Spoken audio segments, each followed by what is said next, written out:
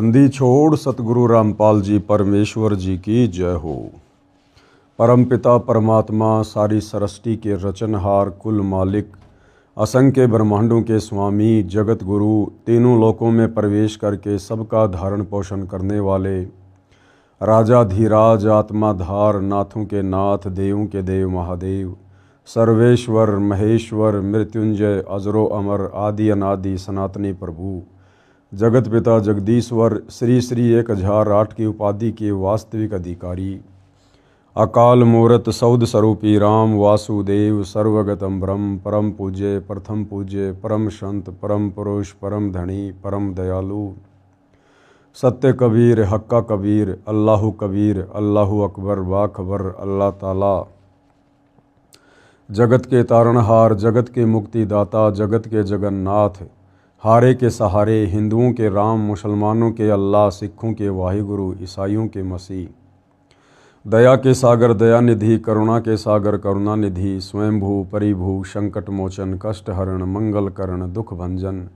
अविगत कबीर निर्विकार निर्विषम परमात्मा अलय अलेख सतगुरु आदि अनादि सतगुरु असली मर्यादा पुरुषोत्तम असली राम असली कृष्ण असली घनश्याम असली मुरारी राजाओं के राजा महाराजाओं के महाराजा शहंशाहों के शहंशाह सम्राटों के सम्राट भगवानों के भगवान अल्लाहों के अल्लाह प्रभुओं के प्रभु मसीहाओं के मसीह सच्चे वाहिगुरु बाबाओं के बाबा पीरों के पीर सेठों के सेठ जगत सेठ सावड़सा सेठ सर्वगुण संपन्न अनंत कोटि कलाओं के स्वामी अनंत कोटि ब्रह्मांडों के नायक योगियों में महायोगी ध्यानियों में महाध्यानी सिद्धों में परम सिद्ध ज्ञानियों में तत्वज्ञानी ब्रह्म ज्ञानी महाज्ञानी परम ज्ञानी सर्वश्रेष्ठ ज्ञानी विज्ञानी युवा कबीर समर्थ कबीर असमवात अमित ओजा सच्चे रहनुमा करीम अल्लाह सुभान अल्लाह दुनिया के अंतिम पैगंबर 8 सितंबर 1951 से गांव धनाना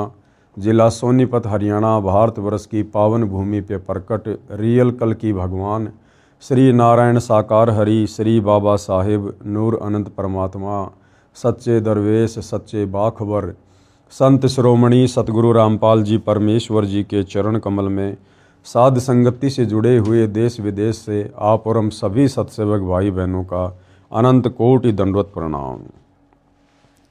सत्साई भाई और बहनों, बहुत बड़ी दया बहुत बड़ी मेहर पूज्य गुरुदेव भगवान की परमेश्वर रामपाल जी की, जिनके शुभ आशीर्वाद से विशेष आशीर्वाद से विशेषकर हिंदू समाज से जुड़े हुए श्रद्धालुओं को भाई बहनों को हिंदू धर्म के विषय में सनातन के विषय में हिंदू शास्त्रों के विषय में बहुत ही अच्छी और गहरी गहरी जानकारियाँ प्राप्त हो रही हैं। भाई और बहनों, ये पवित्र पुस्तक हिंदू साहिबान नहीं समझे गीता वेद पुराण सतगुरु रामपाल जी ने अपने कर कमल से लिखकर विश्व के मानव पर एक बहुत बड़ा उपकार किया है। विशेषकर हिंदू समाज से जुड़े भाई बहनों को अध्यात्म के विषय में इस पुस्तक को पढ़कर समझकर बहुत कुछ जानने को मिलेगा। तो भाई और बहनों, इसी पुस्तक पर आज हमारा 6 नंबर का वीडियो है। प्रत्येक वीडियो में गुरुदेव के आशीर्वाद से हमें बहुत गहरी जानकारी प्राप्त हो रही है। आज की वीडियो में परमेश्वर हमें इस पुस्तक में लिखकर समझा रहे हैं कि किस प्रकार से जैन धर्म के प्रथम तीर्थकर ऋषभ देव जी ने सतयुग में अपने पिता अंतिम कुलकर नाभिराज के बाद शास्त्र विरुद्ध साधना वेद विरुद्ध साधना करनी प्रारंभ कर दी थी। और ऋषभ देव जी ने वेद विरुद्ध साधना के बाद जो प्रथम नाम उपदेश दिया था वो अपने पौत्र मारीची को दिया था। और वही मारीची वाली आत्मा आगे चलकर जैन धर्म में 24वां तीर्थकर महावीर जैन बना। यानी विचार करने की बात है कि ऋषभ देव जी से उपदेश प्राप्त करके मारीची वाली आत्मा आगे चलकर महावीर जैन बना। तो सोचिए, जब ऋषभ देव जी ने सतयुग में ही वेद विरुद्ध साधना प्रारंभ कर दी थी, तो भला महावीर जैन के पास में कौन सी वेदों के अनुसार साधना रही होगी और कैसे महावीर जैन के बताए अनुसार साधना करके वर्तमान का जैन समाज सद्गति को प्राप्त हो सकता है। और महावीर जैन वाली आत्मा यानी मारीची के जीव ने महावीर जैन बनने तक के सफ़र में किन किन योनियों को भोगा, कितनी बार नरक में गया, कितनी बार स्वर्ग में गया, कितनी बार देवता बना, कितनी बार पशु बना, कितनी बार पक्षी बना, जो आज हम इस पवित्र पुस्तक में पढ़ने जा रहे हैं। तो ये सारे प्रमाण अपनी आँखों से देखने के बाद हिंदू समाज व विशेषकर जैन समाज के भाई बहनों को विचार करना चाहिए और इस कलयुग की पिछली पीढ़ी में एक बार पुनः उसी वेद अनुकूल साधना की ओर सतगुरु रामपाल जी जो विश्व को लेकर जा रहे हैं, सब ने विचार करके उनकी सत साधना को ग्रहण करके अपनी आत्मा का कल्याण करवाना चाहिए। तो सतयुग में ऋषभ देव जी से नाम उपदेश प्राप्त करके मारीची वाली आत्मा ने किन किन शरीरों में कष्ट उठाए, कैसी कैसी उस आत्मा की दुर्गति हुई, हम जैन समाज की प्रमाणित पुस्तकों से जानेंगे। जैन धर्म का विकास इतिहास। तीर्थकर ऋषभदेव की जीवन घटनाएं। तीर्थकर ऋषभदेव अंतिम कुलकर नाभिराज के पुत्र थे। उनकी माता का नाम मरु देवी था। वे इक्ष्वाकु वंशी नाभिराज अयोध्या के एक लोकप्रिय राजा थे। ये सतयुग के शुरुआत की बातें हैं। युवा होने पर नाभिराज ने ऋषभदेव का विवाह सुनंदा और सुमंगला से कर दिया। सुनंदा ने तेजस्वी पुत्र बाहुबली और पुत्री सुंदरी को जन्म दिया और सुमंगला ने भरत सहित 99 पुत्रों और ब्राह्मी पुत्री को जन्म दिया। समय आने पर ऋषभदेव ने भरत को अयोध्या का, बाहुबली को तक्षशिला का और शेष युवराजों को उनकी योग्यता अनुसार राज्य सौंपकर संसार त्याग दिया और दीक्षा लेकर साधना में लीन हो गए। साधना काल में पाणिपात्री ऋषभदेव 1 वर्ष तक निराहार रहे। ऋषभदेव जी जब साधना करने के लिए जंगलों में चले गए तो 1 वर्ष तक निराहार रहे। पहली बात तो ये भाई और बहनों कि वेदों में कहीं भी निराहार रहकर यानी भूखे मरकर साधना करने का कोई प्रावधान नहीं है और ना ही जंगलों में जाकर यानी कर्म सन्यासी बनकर साधना करने का कोई प्रावधान है। लेकिन सतयुग में ही ऋषभदेव जी ने वेद विरुद्ध साधना अपना मनमाना आचरण करते हुए प्रारंभ कर दी थी। बाद में बाहुबली के पौत्र श्रेयांश कुमार ने इक्षु रस देकर यानी गन्ने का रस देकर उनकी इस निराहार व्रति को तोड़ा। लगातार 1000 वर्ष तक तपस्या करने वाले अब वेदों में और गीता जी में कहीं भी तपस्या करने का कोई प्रावधान नहीं है। मुन्नी ऋषभदेव ने अंत में केवल्य ज्ञान प्राप्त किया और धर्म देशना प्रारंभ कर दी यानी नाम उपदेश देना शुरू कर दिया मनमुखी रूप से। ऋषभदेव जी ने प्रथम नाम उपदेश यानी धर्म देशना भरत के पुत्र मारीची को दी, जो बाद में 24वें तीर्थकर महावीर बने। यानी यही मारीची वाली आत्मा आगे चलकर जैन धर्म में 24वें तीर्थकर महावीर जैन बने। प्रमाण के लिए पेश है जैन संस्कृति कोश के मुख्य पृष्ठ तथा पृष्ठ 175 व 177 की फोटोकॉपी। ये प्रमाणों के साथ में आप भाई बहनों के सामने पेश किया जा रहा है। एनसाइक्लोपीडिया ऑफ जैनिज्म, जैन संस्कृति कोश, प्रथम भाग, जैन इतिहास, संस्कृति कला एवं पुरातत्व, प्रोफेसर भागचंद्र जैन भास्कर। कहाँ से ये प्रकाशक है, प्राप्ति स्थान, कहाँ कहाँ ये पुस्तक मिलती है, सब कुछ उनके फ़ोन और फैक्स नंबर लिखे हुए हैं। और कहाँ लिखा हुआ इस पुस्तक में, ये सब कुछ आपको यहाँ पर देखने को मिल जाएगा। आप जिस पुस्तक को देख सकते हैं अच्छे से, आगे भी आप इसमें देखेंगे जो का त्यों लेख इस पुस्तक में लिखा हुआ है। जैन धर्म का विकास इतिहास पिछले अध्याय में हमने जैन धर्म की मूल विशेषताओं की ओर संकेत करते हुए उसके उद्भव का उल्लेख किया था। ये सब कुछ लिखा हुआ है और यहाँ पर है तीरथकर ऋषभदेव की जीवन घटनाएं। तीरथकर ऋषभदेव अंतिम कुलकर नाभिराज के पुत्र थे। उनकी माता मरुदेवी थी। वे इक्ष्वाकु वंशी नाभिराज अयोध्या के एक लोकप्रिय राजा थे। तरुण होने पर यानी युवा होने पर नाभिराज ने ऋषभदेव का विवाह सुनंदा और सुमंगला से कर दिया। सुनंदा ने तेजस्वी पुत्र बाहुबली और पुत्री सुंदरी को जन्म दिया और सुमंगला ने भरत सहित 99 पुत्रों और ब्राह्मी पुत्री को जन्म दिया। यानी पूज्य गुरुदेव भगवान ने अपनी पवित्र पुस्तक में जो लेख लिखा है ज्यों का त्यों जैन समाज की इस पुस्तक में लिखा हुआ है कि ऋषभदेव सतयुग में अयोध्या के राजा थे और किस प्रकार से उन्होंने वेद विरुद्ध साधना शुरू की। बिल्कुल साफ साफ लिखा हुआ, देखिएगा।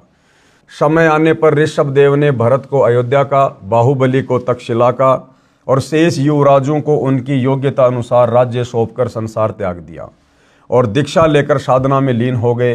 साधना काल में पाणिपात्री ऋषभदेव 1 वर्ष तक निराहार रहे, यानी उन्होंने कुछ भी नहीं खाया पिया। बाद में बाहुबली के पौत्र श्रेयंस कुमार ने इक्षु रस देकर उनकी इस निराहार व्यर्ति को तोड़ा। लगातार 1000 वर्ष तक तपस्या करने वाले मुनि ऋषभदेव ने अंत में केवल्य ज्ञान प्राप्त किया और धर्म देशना प्रारंभ की। प्रथम धर्म देशना यानी नाम उपदेश भरत के पुत्र मारीची को दी, जो बाद में 24वें तीरथकर महावीर जैन बने। ये सब कुछ जैन समाज की पुस्तकों में लिखा हुआ है। कहने का मतलब है कि जो बातें पूज्य गुरुदेव भगवान हमें इस पवित्र पुस्तक हिंदू साहिबान नहीं समझे, गीता वेद पुराण, इसमें जो लिखा है वो शब्दा शब्द सत्य है। किसी को किसी प्रकार की कोई शंका ना हो। अब हम अपने मुख्य पॉइंट पर आते हैं। हिंदू साहिबान नहीं समझे गीता वेद पुराण। वेदों वाली साधना यानी जो श्रीमद् भगवत गीता के रूप में द्वापर के अंत में बताई है, यह सतयुग के लगभग 1 लाख वर्ष बीत जाने पर नष्ट हो गई थी।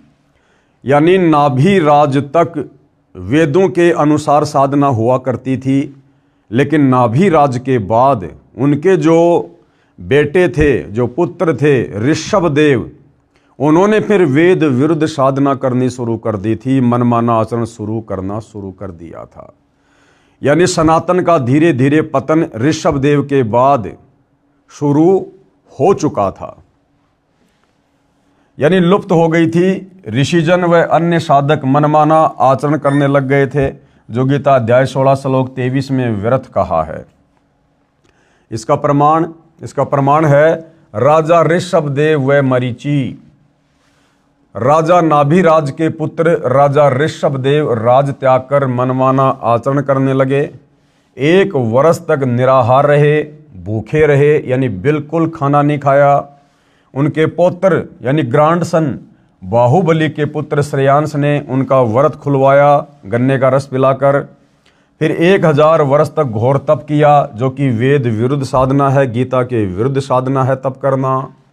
उसके पश्चात धर्म देशना यानी दीक्षा देनी प्रारंभ कर दी, वो भी मनमुखी रूप से। धर्म देशना अपने पौत्र भरत के पुत्र मारीची को दी और यही मारीची आगे चलकर महावीर जैन बने। यही मारीची वाली आत्मा जैन धर्म के 24वें तीरथकर महावीर वर्धमान हुए। ऋषभदेव जी 1 वर्ष निराहार रहे, फिर जंगल में जाकर 1000 वर्ष तक तप किया। जंगल में जाकर 1000 साल तक तप किया। मारीची ने वही साधना की जो उसके गुरु व दादाजी ऋषभदेव ने स्वयं की थी, यानी ऋषभदेव जी ने वेद विरुद्ध साधना की थी और वही साधना उसके पौत्र मारीची ने शुरू कर दी तथा वही मारीची को बताई थी। गीता अध्याय 6 श्लोक 16 में कहा है कि हे भारत, योग यानी साधना न तो बिल्कुल न खाने वाले की, न अधिक खाने वाले की, न अधिक जागने वाले की और न अधिक सोने वाले की सफल होती है। अब भाइयों और बहनों, गीता का ज्ञान देने वाला भगवान ये ब्रह्म गीता जी में क्या कह रहा है अर्जुन को कि हे अर्जुन, जो व्यक्ति बिल्कुल भी भोजन नहीं करता है और भक्ति भी करता है, उसकी भक्ति साधना कभी सफल नहीं होती। तो बिल्कुल न खाने का मतलब है व्रत करना। तो ऋषभ देव जी ने वेद विरुद्ध साधना की, 1 वर्ष तक निराहार रहे, उन्होंने व्रत किया, कुछ भी नहीं खाया। यानी वेद विरुद्ध साधना, गीता के विरुद्ध साधना, यानी निराहार रहने वाले की भक्ति व्यर्थ है। गीता अध्याय 17 श्लोक 5 और 6 में कहा है कि जो मन कल्पित घोर तप को तपते हैं, जो व्यक्ति मन कल्पित यानी मनमाना आचरण करते हुए घोर तप करते हैं, जैसे एक पैर पे खड़ा हो जाना, पैदल यात्रा करना, कावड़ लेके आना, ये सब मन कल्पित घोर तप की श्रेणी में आते हैं। तो गीता का ज्ञान देने वाला भगवान ब्रह्म, जिसे हिंदू समाज श्री कृष्ण के नाम से जानता है, पहचानता है और उसी को सुप्रीम गॉड मानता है, तो भाई वही गीता का ज्ञान देने वाला भगवान ब्रह्म कह रहा है गीता अध्याय 17 श्लोक 5 और 6 में कि जो मन कल्पित घोर तप को तपते हैं। और भाई आज वर्तमान में पूरा का पूरा हिंदू समाज मन कल्पित साधना में लगा हुआ है। वे शरीर में स्थान स्थान पर विराजमान शक्तियों व अन्य जीवों को, जो शरीर में जीवाणु हैं, उनको तथा मुझे दुखी करने वाले हैं, पीड़ा देने वाले हैं, उनको असुर स्वभाव के जान, यानी उनको राक्षस प्रवृत्ति के जान। कहाँ लिखा है? गीता अध्याय 17 श्लोक 5 और 6 में। अब निष्कर्ष क्या दे रहे हैं पूज्य गुरुदेव भगवान? निष्कर्ष, श्री ऋषभ देव जी, उसके पौत्र व शिष्य मारीची ने भी ऐसी साधना की, यानी गीता के विरुद्ध साधना, वेदों के विरुद्ध साधना, जिस कारण से मारीची के जीव ने, यानी मारीची वाली आत्मा ने, महावीर जैन तक के जीवन के बीच के जन्मों में जो लाभ व हानि हुई वह संक्षिप्त में इस प्रकार है। यानी ऋषभ देव जी का अनुसरण करने के कारण मारीची वाली आत्मा ने भी आजीवन वेद विरुद्ध साधना की, और मारीची से लेकर, यानी मारीची हुए थे सतयुग में, और मारीची से लेकर महावीर जैन तक का सफर उसी आत्मा का। तो महावीर जैन हुए अब कलयुग में, और मारीची वाली आत्मा हुई थी सतयुग में। तो इस बीच तो कई लाखों वर्ष का जीवन व्यतीत हो गया। तो मारीची वाली आत्मा जो सतयुग में थी, उस समय से लेकर और महावीर जैन तक के जीव का सफर जो उसने तय किया उस आत्मा ने, इस दौरान उस वेद विरुद्ध साधना के करने के चलते उस मारीची वाली आत्मा ने कितने शरीर धारण किए, कैसी कैसी योनियां धारण की, कैसे कैसे कष्ट उठाए उस वेद विरुद्ध साधना के करने के चलते। तो सोचिए भाई और बहनों, वर्तमान में पूरा विश्व क्या साधना कर रहा है? वही मन कल्पित मनमाना आचरण, वेद विरुद्ध साधना। तो आप और हमने भी इसी प्रकार से कष्ट भोगा है जो मारीची वाली आत्मा ने भोगा। अब हम आगे पढ़ेंगे कि किन किन शरीरों को मारीची वाली आत्मा ने धारण किया और कष्ट उठाया वेद विरुद्ध साधना करने के चलते। कभी भीलों के राजा का जन्म जिया, यानी जंगलों में भटका, शिकार किया, कच्चे जानवर खाए। कभी देवता बना, कभी स्वर्ग में गया, कभी नरक में गिरा, 60 करोड़ बार गधा बना। वो महावीर जैन वाली आत्मा जो सतयुग में मारीची था, 60 करोड़ बार गधा बना वेदों के विरुद्ध साधना करने के चलते, जो साधना आज पूरा विश्व कर रहा है। 60 करोड़ बार गधा बना, 30 करोड़ बार कुत्ता बना, 20 करोड़ बार बिल्ली का जीवन पाया, स्त्री भी बना, नपुंसक हजारों बार बना। फिर महावीर वर्धमान जैन का जन्म हुआ और आगे चलकर फिर वो महावीर भगवान बना। महावीर वर्धमान ने 363 पाखंड मत चलाए।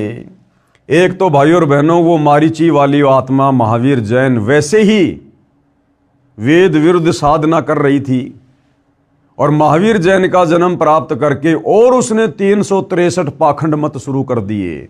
तो सोचिए आज का जैन समाज क्या साधना कर रहा है। महावीर वर्धमान ने 363 पाखंड मत चलाए, जिनका पालन वर्तमान में जैन समाज कर रहा है। अधिक जानकारी के लिए पढ़िए फोटोकॉपी में निम्न पुस्तक का आंशिक लेख। अब भाइयों और बहनों, ये बातें हमारे गले कैसे उतरे कि महावीर जैन वाली आत्मा भी 60 करोड़ बार गधा बना, 30 करोड़ बार कुत्ता बना, 20 करोड़ बार बिल्ली बना, नपुंसक बना, पेड़ पौधे की योनियों में गया, फिर कभी बीच बीच में देवता बना, कभी उसका गर्भ में जो है मृत्यु हुई, वो वेद विरुद्ध साधना करने के चलते। तो अगर आपको ये प्रमाण दिखा दिए जाएं जैन समाज के विद्वानों के द्वारा लिखी जैन समाज की पुस्तकों में, उसके बाद तो भगत समाज को कोई संदेह नहीं होना चाहिए कि भैया फिर हमारी क्या औकात है। जो अपने आप को भगवान कहलाकर चले गए, उन्होंने भी गधे कुत्ते सूअर की योनियां भोगी हैं वेद विरुद्ध साधना करने के चलते।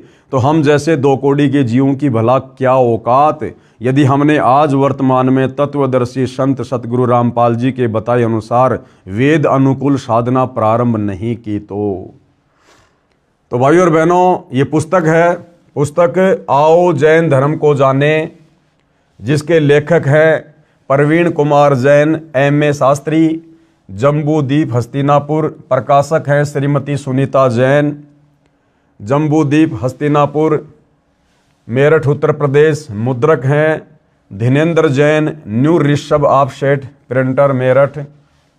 कृपया पढ़ें इस पुस्तक के पेज नंबर 293 से 296 की फोटोकॉपी।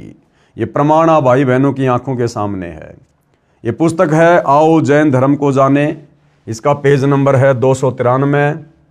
विशेष प्रकरण, यहाँ पर सब कुछ लिखा हुआ है।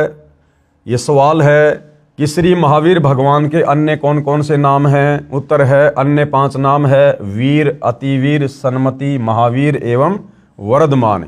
इस प्रकार के बहुत सारे सवाल जवाब हैं।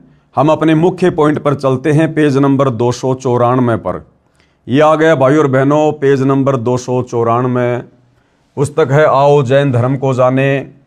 इसमें यह प्रश्न है कि श्री महावीर भगवान के जीवन का कथन कहाँ से प्रारंभ हुआ। यानी महावीर भगवान जो जैनियों के 24वें तीर्थ कर रहे हैं, उनकी आत्मा की शुरुआत कहाँ से हुई। उत्तर पुरूरवा नामक भील की पर्याय से। प्रश्न, पुरूरवा भील कौन था और उसने क्या किया। उत्तर, पुष्कलावती देश की पुंडरी किरणी नगरी में वह भीलों का राजा था। उसने सागर सैन मुनिराज से मध्य मास मधु का त्याग व्रत लिया था, जिसे जीवन पर्यंत पालन किया। ठीक है, आगे फिर मारीची वाली आत्मा कहाँ गई। प्रश्न, श्री महावीर भगवान का जीव पुरूरवा भील की पर्याय से कहाँ गया। उत्तर, पहले 100 धर्म स्वर्ग में 1 सागर की आयु वाला देव हुआ। प्रश्न, पहले स्वर्ग के बाद श्री महावीर भगवान का जीव किस पर्याय में गया। उत्तर, भरत चक्रवर्ती की रानी अनंतमती से मारीची नामक ज्येष्ठ पुत्र हुआ। यानी सतयुग में फिर इसका जन्म हुआ भाई और बहनों, राजा ऋषभ राज के पोते के रूप में। फिर क्या हुआ। प्रश्न, मारीची की पर्याय से यानी मारीची के शरीर से महावीर भगवान का जीव किस पर्याय में गया। उत्तर, ब्रह्म स्वर्ग में देव हुआ।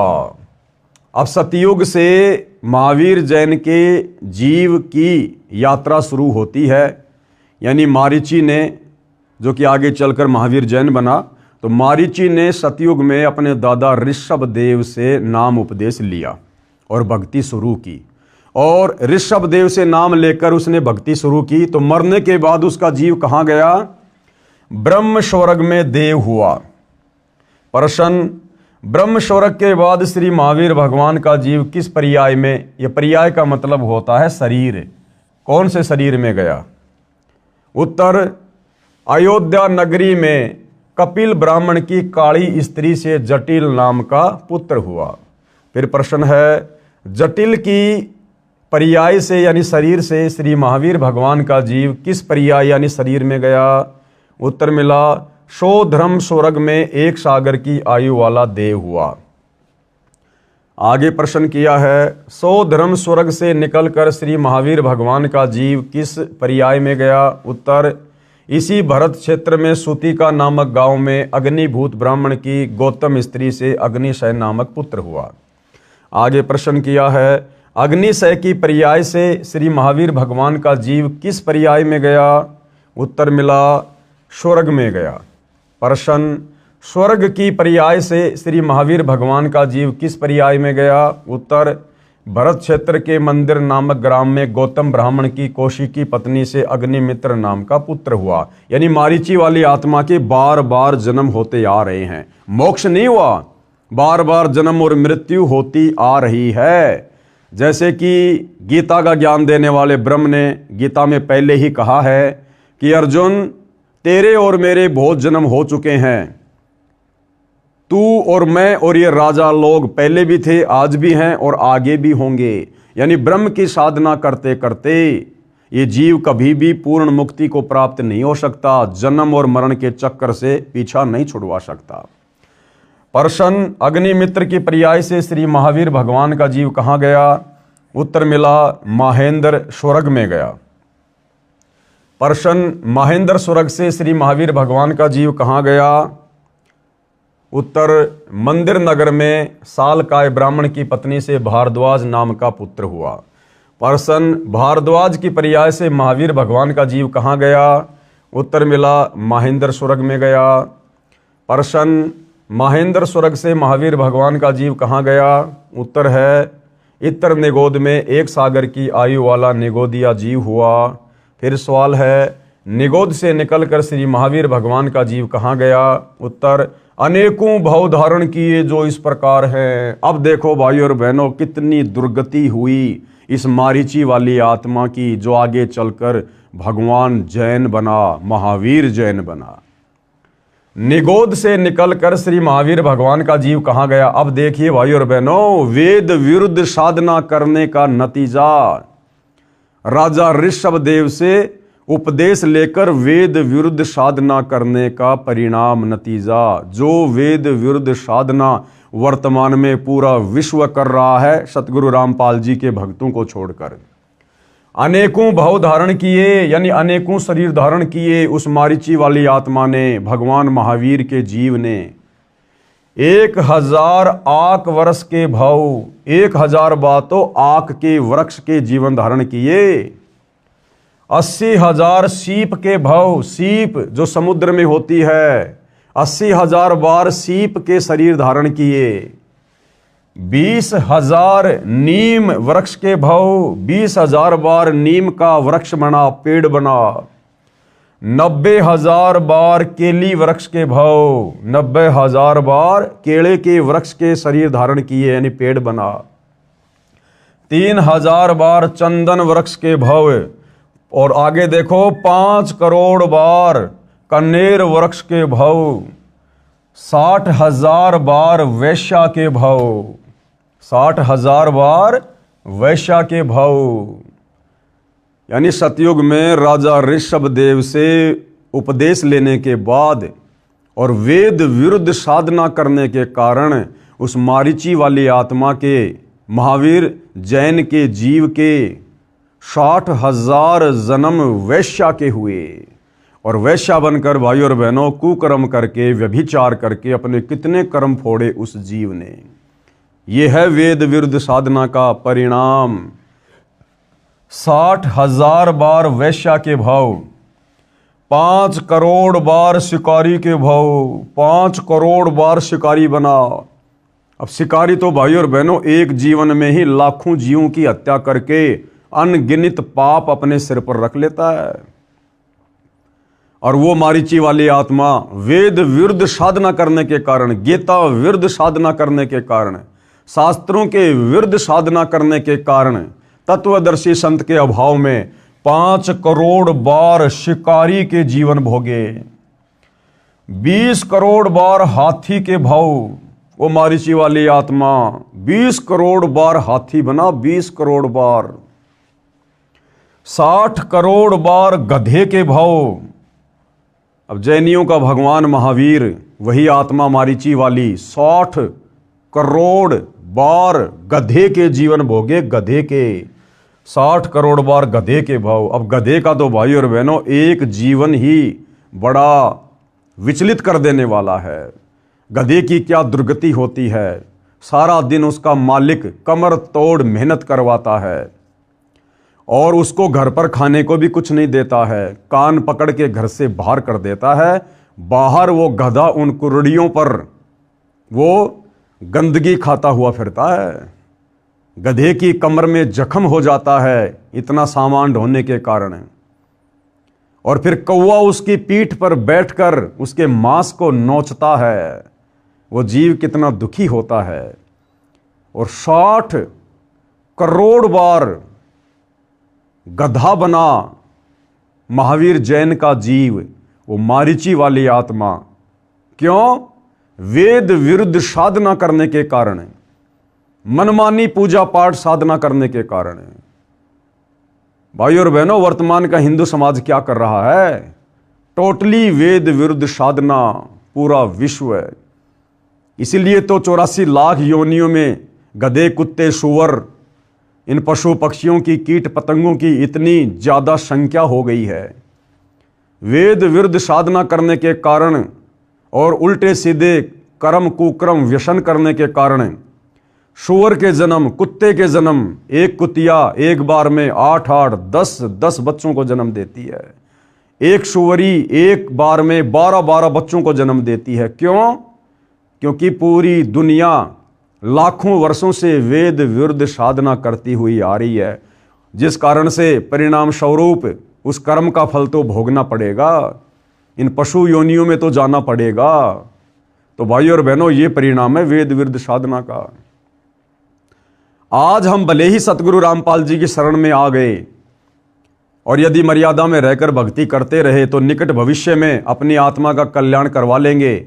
हम इस प्रकार से पुनः दुर्गति को प्राप्त नहीं होंगे। लेकिन भाई और बहनों, सतगुरुदेव भगवान के मिलने और उनकी सत्साधना के मिलने से पहले आप और हम सभी भाई बहनों के असंख्यों बार, करोड़ों बार इसी प्रकार से गधे, कुत्ते, सूअर, कीट पतंग, हाथी, शेर, सूअर, ये सारे जन्म हम लोग भोग चुके हैं। इन कष्टों को हमने झेला है, सहन किया है। इसलिए भाई और बहनों, अब हमने दृढ़ता के साथ उस वेद विरुद्ध साधना को त्याग कर सतगुरु रामपाल जी के द्वारा जो शास्त्र विरुद्ध साधना बताई जा रही है, हमने विशेष मर्यादाओं में रहकर इस साधना पर अंतिम समय और श्वास तक दृढ़ रहना है। तो मारीची वाली आत्मा ने क्या क्या शरीर भोगे? 20 करोड़ बार हाथी के भव, 60 करोड़ बार गधे के भव, 30 करोड़ बार कुत्ते के भव। अब भाई और बहनों, यदि हम कुत्ते के एक जीवन पर गहनता से नजर डालें तो बड़ा विचलित कर देने वाला दृश्य है। कुत्ता पूरी रात भौंकेगा क्योंकि उसकी गंदी आदत है, उसका स्वभाव ही ऐसा है। सुबह उसको तेज की भूख लगेगी, भोजन के लिए घर घर जाएगा। कहीं उसको टूक मिलेंगे तो कहीं उसको जूत मिलेंगे। मान लो किसी भगवान आत्मा ने एक टुकड़ा डाल दिया, अब एक टुकड़े से उस भूखे कुत्ते की भूख शांत नहीं होती और ज़्यादा बढ़ जाती है। और एक टुकड़ा भी जमीन में डाल दिया जाता है, साथ में 10 ग्राम मिट्टी खाएगा। फिर भाई और बहनों, दूसरे घर में जाएगा, वहाँ उसका सौभाग्य या दुर्भाग्य उसको रोटी का टुकड़ा मिले या उसको डंडा मिले। किसी ने डंडा मार दिया, सीधा खेतों में जाएगा, वहाँ पर वो लैट्रिन खाएगा, गोबर खाएगा। कुत्ते आपस में लड़ते हैं, झगड़ते हैं, एक दूसरे का शरीर फाड़ देते हैं, उसमें कीड़े पड़ जाते हैं, जख्म हो जाता है, कुत्ते को खुजली लग जाती है, एक्सीडेंट में पैर टूट जाता है, कमर टूट जाती है। और कितनी दुर्गति से भाई और बहनों वो कुत्ता अपना जीवन पूरा कर पाता है। ना समय पे खाना, ना पीना, ना ढंग से सोना, कैसी दुर्गति है उसकी। अब ना उसके पास कोई परिवार है, ना कोई जमीन है, ना फार्म हाउस है, ना कोई बिजनेस कर सकता है, ना अपनी दुख तकलीफ पीड़ा बोलकर किसी को बता सकता है। और मारीची वाली आत्मा ने, महावीर जैन के जीव ने कितनी बार कुत्ते के शरीर धारण किए? 30 करोड़ बार। 60 करोड़ बार नपुंसक के भव, 60 करोड़ बार हिजड़ा बना, 60 करोड़ बार, और 20 करोड़ बार स्त्री के भव, 90 लाख बार धोबी के भव, 8 करोड़ बार घोड़े के भव, 8 करोड़ बार घोड़ा बना, 20 करोड़ बार बिल्ली के भव, 60 लाख बार गर्भपात में मरण, और 60 लाख बार वो मारीची वाली आत्मा वेद विरुद्ध साधना करने के कारण, मनमानी भक्ति साधना करने के कारण, और 60 लाख बार गर्भपात से मरण यानी मां के पेट में ही उसकी मृत्यु हो गई, और 80 लाख बार देव पर्याय को प्राप्त हुआ। अब क्या करेंगे उस देवता के शरीर को जो 60 करोड़ बार 30 करोड़ बार गधे कुत्ते के शरीर भोगने पड़ रहे हैं।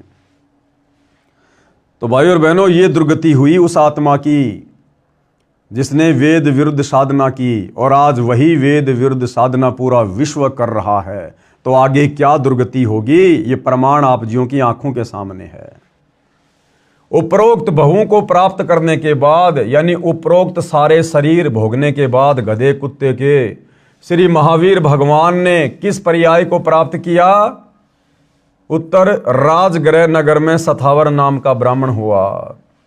प्रश्न, सथावर की पर्याय से श्री महावीर भगवान का जीव कहाँ गया? उत्तर महेंद्र स्वर्ग में 7 सागर की आयु वाला देव हुआ। प्रश्न, महेंद्र स्वर्ग से महावीर भगवान का जीव कहाँ गया? उत्तर राजगृह में विश्वभूति राजा की जैनी रानी से विश्वनंदी नाम का पुत्र हो गया।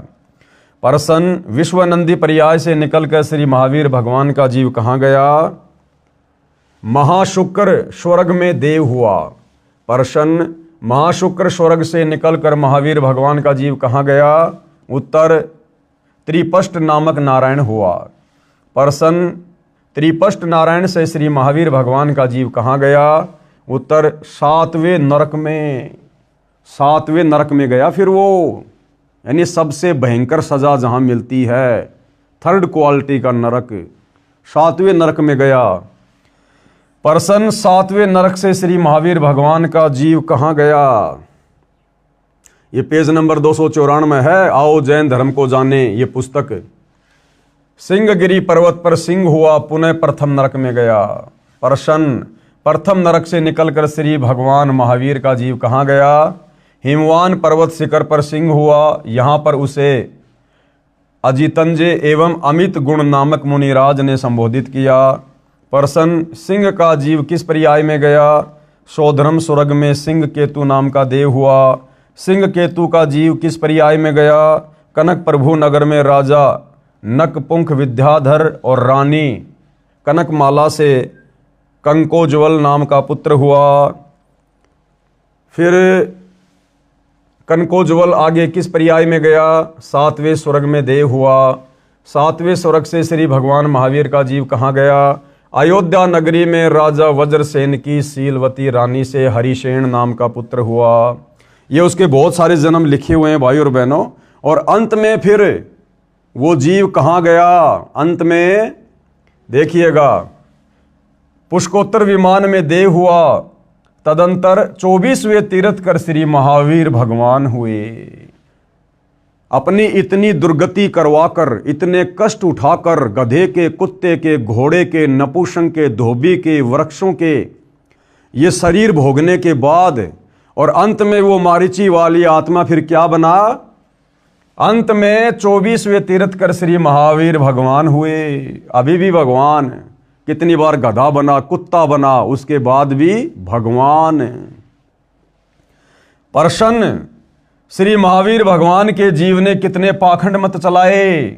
अब देखो भाई और बहनों, ये पुस्तक सतगुरु रामपाल जी ने नहीं लिखी है, जैन समाज के विद्वानों ने लिखी है, और पूरे जैन समाज को स्वीकार्य है। और क्या लिखा जा रहा है कि श्री महावीर भगवान के जीव ने कितने पाखंड मत चलाए? 363 पाखंड मत चलाए। पहली बात तो वो मारीची वाली आत्मा वेद विरुद्ध साधना करने के चलते खुद कितना दुखी हुआ, कितना परेशान हुआ। और आगे चलकर जब वो मारीची वाली आत्मा महावीर जैन बना, उसने और 363 पाखंड मत चला दिए। यानी आज का जैन समाज वो साधना भी नहीं कर रहा जो साधना ऋषभदेव ने मारीची को दी थी, क्योंकि आगे चलकर उसी मारीची वाली आत्मा ने महावीर जैन बनकर भक्ति के स्वरूप को और अधिक बिगाड़ दिया और मनमाना आचरण करते हुए मनमुखी रूप से 363 पाखंड मत चला दिए।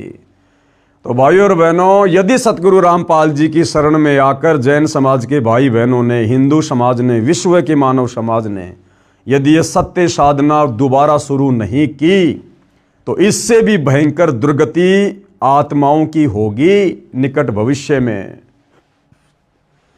श्री महावीर भगवान के जीव ने कितने पाखंड मत चलाए? 363 पाखंड मत चलाए। खुद जैन समाज के विद्वान अपनी कलम से लिख रहे हैं। ऊपर लगी फोटोकॉपी पुस्तक आओ जैन धर्म को जाने की है। 3रा अध्याय, हिंदू साहिबान नहीं समझे गीता वेद पुराण, इसका 3रा अध्याय। पवित्र हिंदू समाज में प्रचलित गीता तथा वेदों के विपरीत साधना कैसे प्रवेश हुई। अब देखो भाइयों और बहनों, बार बार गुरुदेव भगवान जोर देकर हमें यही समझाना चाह रहे हैं कि भाई ये वेद विरुद्ध साधना, सनातन विरुद्ध साधना, ये कब शुरू हुई, कैसे शुरू हुई? क्योंकि भाइयों और बहनों, जब तक ये सच्चाई हमारे हृदय में प्रवेश नहीं करेगी, हमारा मन इन बुराइयों को छोड़ने से पीछे नहीं हटेगा, ये वेद विरुद्ध साधना से हटने को पीछे नहीं होगा।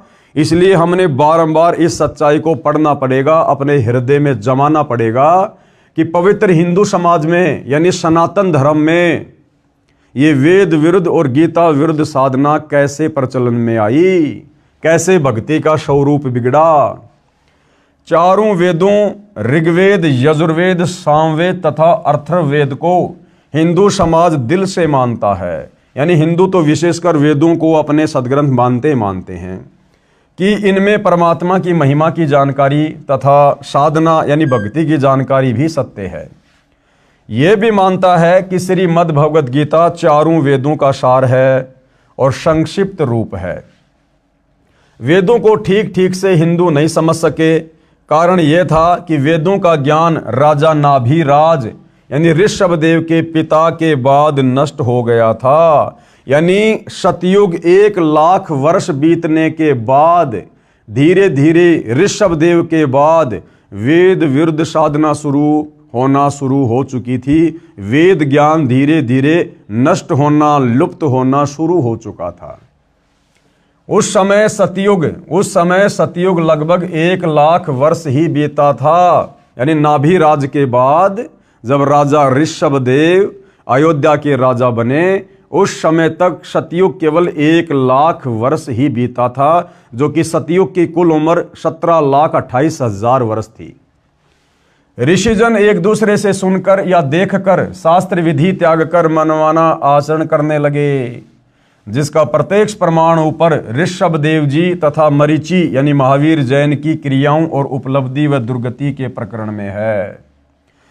गीता अध्याय 6 श्लोक नंबर 16 में कहा है, गीता ज्ञान देने वाले भगवान ब्रह्म ने क्या कहा? हे अर्जुन, यह योग यानी साधना न तो बहुत खाने वाले का यानी व्रत रखने वाले का, भूखे रहने वाले का, जैसा कि ऋषभदेव ने 1 वर्ष तक निराहार रहकर भक्ति की जो वेद विरुद्ध थी।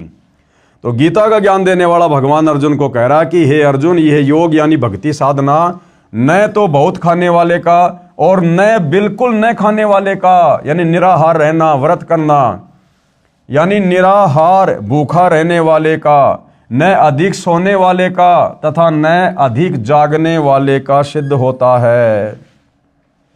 इससे सिद्ध हो जाता है कि ऋषभदेव जी ने व मरीची ने शास्त्र विधि त्याग कर मनमाना आचरण किया, जिस कारण से उनकी साधना यानी भक्ति व्यर्थ थी, यूजलेस थी, बेकार थी वो साधना जिन्हें हम बहुत बड़े ऋषि संत महात्मा मानकर बड़े सम्मान वाली दृष्टि से देख रहे थे। जैन समाज के लोग कहते हैं हमारे प्रथम तीर्थकर ऋषभ देव जी, उनके समान ज्ञान किसी को नहीं, उनके समान कोई भक्ति नहीं कर सकता। अरे उनसे भी गिरी हुई भक्ति आज पूरा संसार कर रहा है, पूरी दुनिया कर रही है मेरे भाई।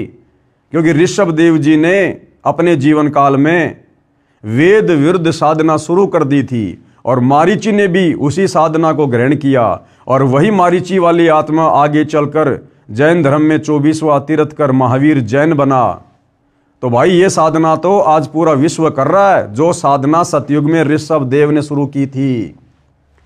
यही साधना यानी व्रत करना, तप करना, हठ योग करना, तीर्थ भ्रमण करना, भूत पूजा, पितर पूजा यानी अस्थियां चुनना, 13वीं महीना व बरसी बनाना, श्राद्ध करना, पिंड दान करना, देवी देवताओं की पूजा करना, पर भी लेना, चारों धामों की यात्रा करना, श्री रामचंद्र, श्री कृष्ण चंद्र, श्री शंकर जी तथा श्री विष्णु जी आदि आदि देवताओं की पूजा वर्तमान में सारा हिंदू समाज कर रहा है, जो कि शास्त्र विधि त्याग कर मनमाना आचरण होने से पूर्ण रूप से विरत है। अब ये जितनी भी प्रकार की साधना है भाई और बहनों, ये सारी वेद विरुद्ध है, सारी साधना वेद विरुद्ध है। इन साधनाओं के करते रहने से जो दुर्गति मारीची वाली आत्मा की हुई, वही दुर्गति निकट भविष्य में इस प्रकार की साधना करने वाले विश्व के मानव समाज की निश्चित है। उसके बाद गीता अध्याय 4 श्लोक 1 व 2 को फिर पढ़ते हैं।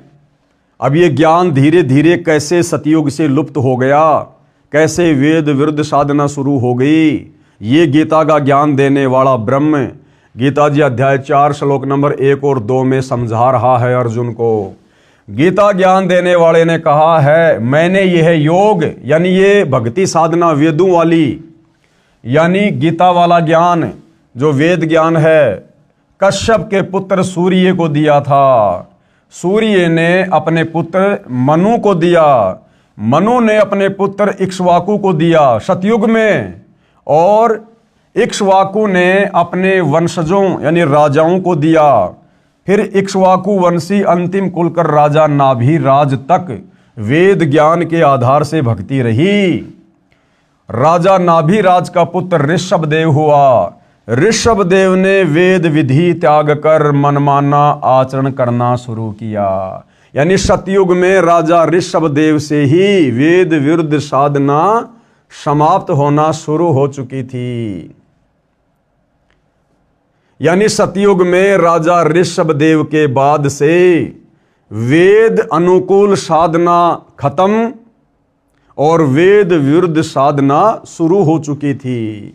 उसी समय से सब ऋषियों ने एक दूसरे को देख व सुनकर हठ योग व घोर तप किए जो शास्त्र विरुद्ध थे। उसी अनुभव से 18 पुराणों की रचना की गई। यानी इन पुराणों में वो वेदों वाला ज्ञान नहीं है, क्योंकि जिन ऋषियों ने सुनी सुनाई बातों के आधार से इन पुराणों की रचना की है, वो ऋषि स्वयं वेद विरुद्ध साधना किया करते थे। तो भला उनके अनुभव और उनकी साधना उनके द्वारा लिखे पुराणों में हमें कहाँ से मिलेगी, जब वो ऋषि खुद ही वेदों के विरुद्ध साधना किया करते थे। गीता अध्याय 4 श्लोक 1 और 2 में यह भी स्पष्ट किया है, हे परंतप अर्जुन, ये योग यानी भक्ति, ये गीता वाला ज्ञान, ये वेदों वाला ज्ञान, गीता वाला ज्ञान बहुत काल से नष्ट हो चुका है। यानी सतयुग के 1 लाख वर्ष बाद से ये गीता और वेदों वाला ज्ञान नष्ट हो चुका है, लुप्त प्राय हो गया। अब निष्कर्ष क्या निकलता है इसका, इसके निष्कर्ष की ओर हम बढ़ेंगे। वेद ज्ञान का अभाव नाभिराज के बाद, यानी सतयुग में नाभिराज के समय तक भाई और बहनों वेदों के अनुसार साधना होती थी, लेकिन नाभिराज के बाद जब उनके पुत्र ऋषभ देव अयोध्या के राजा बने तो ऋषभ देव ने फिर मनमाना आचरण करना शुरू कर दिया था, वेद विरुद्ध भक्ति साधना करनी शुरू कर दी थी। वेद ज्ञान का अभाव नाभिराज के बाद सतयुग में हो गया था, यह ऊपर प्रमाणित कर दिया है। ऋषियों ने शास्त्र विधि त्याग कर यानी वेदों वाली साधना को त्याग कर अपनी इच्छा से मनमाना आचरण किया, यह अनुभव पुराणों में लिखा है और उन्हीं ऋषियों का अनुभव इन पुराणों में लिखा हुआ है। गीता अध्याय 16 श्लोक 23 और 24 में स्पष्ट किया है। अब गीता का ज्ञान देने वाला ब्रह्म गीता अध्याय 16 श्लोक नंबर 23 और 24 में क्या कह रहा है? गीता अध्याय 16 श्लोक 23, जो व्यक्ति यानी जो भगत शास्त्र विधि को त्याग कर यानी वेदों और गीता वाली साधना को त्याग कर जो अपनी इच्छा से मनमाना आचरण करता है, हरे रामा हरे कृष्णा राम राम राधे राधे श्याम मिला दे, तीर्थों पर जाना, व्रतों पे जाना, व्रत करना, पैदल यात्रा करना, कावड़ लेके आना, देवी देवताओं की पूजा करना, पितृ पूजा करना, भैरव भूत की पूजा करना, श्राद्ध निकलना, चौराहों की पूजा करना, पेड़ पौधों की पूजा करना, दुनिया भर के मनमाने पाखंड जंतर मंत्र, ये सब वेद विरुद्ध साधना है। तो गीता ज्ञान देने वाला ये भगवान ब्रह्म गीता अध्याय 16 श्लोक 23 में अर्जुन से क्या कह रहा है कि जो व्यक्ति, जो साधक, जो भगत शास्त्र विधि को त्याग कर यानी वेद और गीता में लिखी सत्य साधना को त्याग कर जो अपनी इच्छा से मनमाना आचरण करता है, उसको न तो सुख प्राप्त होता है न सिद्धि प्राप्त होती है, जो कार्य सिद्ध करती है मोक्ष में सहयोगी होती है तथा न उसकी गति यानी मोक्ष होती है। अब बताओ, मारीची की गति नहीं हुई, वेद विरुद्ध साधना करने वाले मारीची की गति नहीं हुई। कितनी बार गधा बना, कितनी बार कुत्ता बना, कितनी बार बिल्ली बना, कैसे कैसे भाव में जाकर उसने कष्ट भोगे। ये गीता अध्याय 16 श्लोक 23 का निष्कर्ष है। अब गीता अध्याय 16 श्लोक 24 क्या कह रहा है कि फिर हमें क्या करना चाहिए? इससे तेरे लिए अर्जुन कर्तव्य यानी जो भक्ति कर्म करने योग्य हैं और अकर्तव्य जो भक्ति कर्म न करने योग्य हैं, उसके लिए शास्त्र ही प्रमाण है कि भैया ये वेद और गीता ही प्रमाण है कि कौन सी भक्ति करनी चाहिए और कौन सी भक्ति नहीं करनी चाहिए।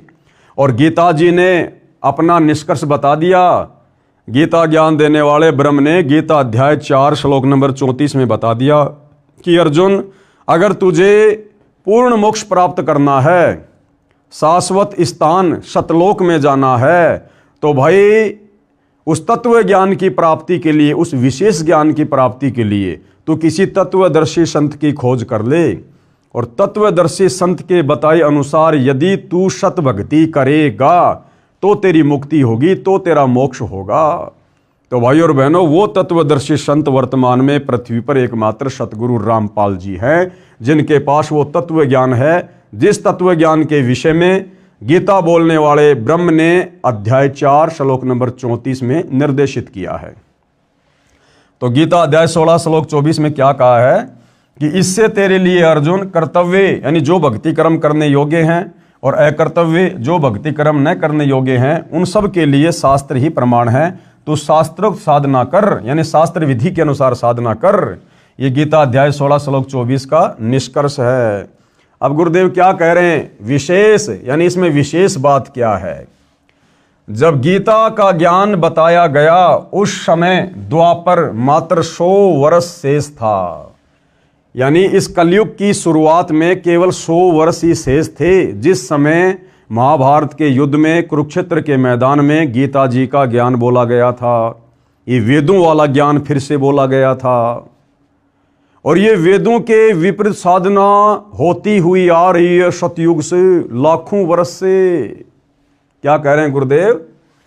जब गीता का ज्ञान बताया गया उस समय द्वापर युग मात्र 100 वर्ष बचा हुआ था समाप्त होने में।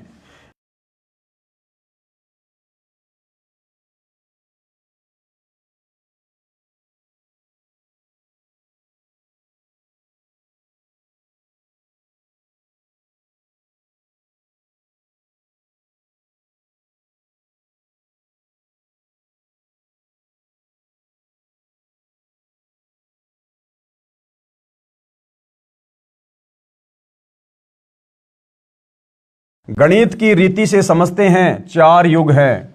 सतयुग का कुल समय कितना होता है? 17,28,000 वर्ष। त्रेता युग का कुल समय कितना होता है? 12,96,000 वर्ष। फिर द्वापर युग का कुल समय कितना? 8,64,000 वर्ष। और इन सब का योग कितना हुआ? 38,880,000 वर्ष। जब गीता का ज्ञान बताया गया कब?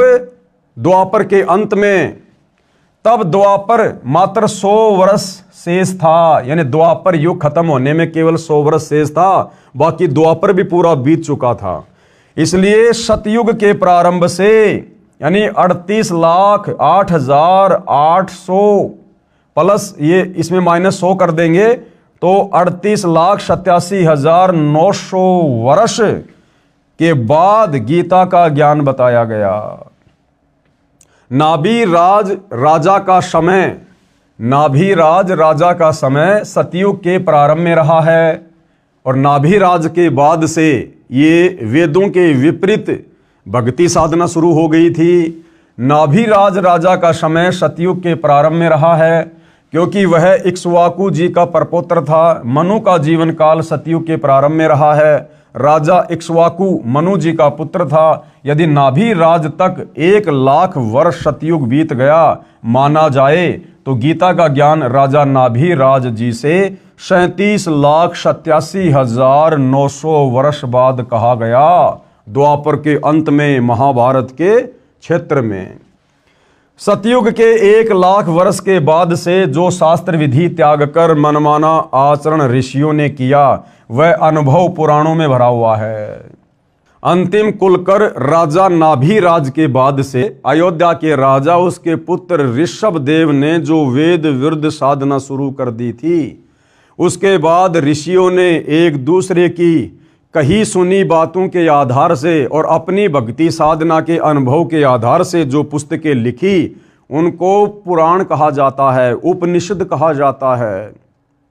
और भाइयों और बहनों, जो ज्ञान सतयुग की शुरुआत में समाप्त हो गया था ऋषभदेव के बाद, वेदों वाला ज्ञान, उसके बाद वही वेदों वाला ज्ञान दोबारा से 38,00,000 और कुछ वर्षों के बाद द्वापर युग के अंत में गीता के रूप में फिर से सुनाया गया, फिर से बोला गया।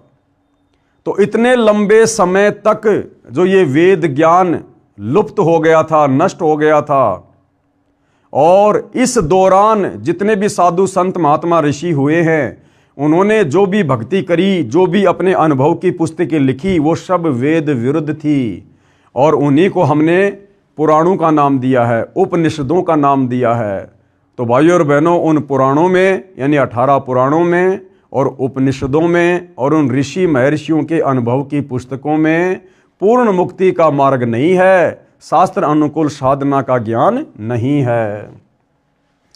सतयुग के 1,00,000 वर्ष के बाद से जो शास्त्र विधि त्याग कर मनमाना आचरण ऋषियों ने किया वह अनुभव पुराणों में भरा हुआ है। इसलिए गीता ज्ञान देने वाले ने कहा है, इसलिए गीता का ज्ञान देने वाले काल ब्रह्म ने गीता अध्याय 4 श्लोक नंबर 1 और 2 में कहा है कि यह यथार्थ वेद ज्ञान लुप्त प्राय हो गया। इससे यह सिद्ध हुआ कि सतयुग के शुरू से 1,00,000 वर्ष बाद से गीता ज्ञान देने तक वेद ज्ञान लुप्त था और शास्त्र विरुद्ध साधना व कर्म कांड जो ऋषि करते करवाते थे वह पुराणों तथा उपनिषदों में भरा हुआ है। वह है हट करके कठोर तप करना, तीर्थों का भ्रमण करना, क्योंकि वो साधु संत महात्मा ऋषि वेदों के विरुद्ध यही कार्य किया करते थे।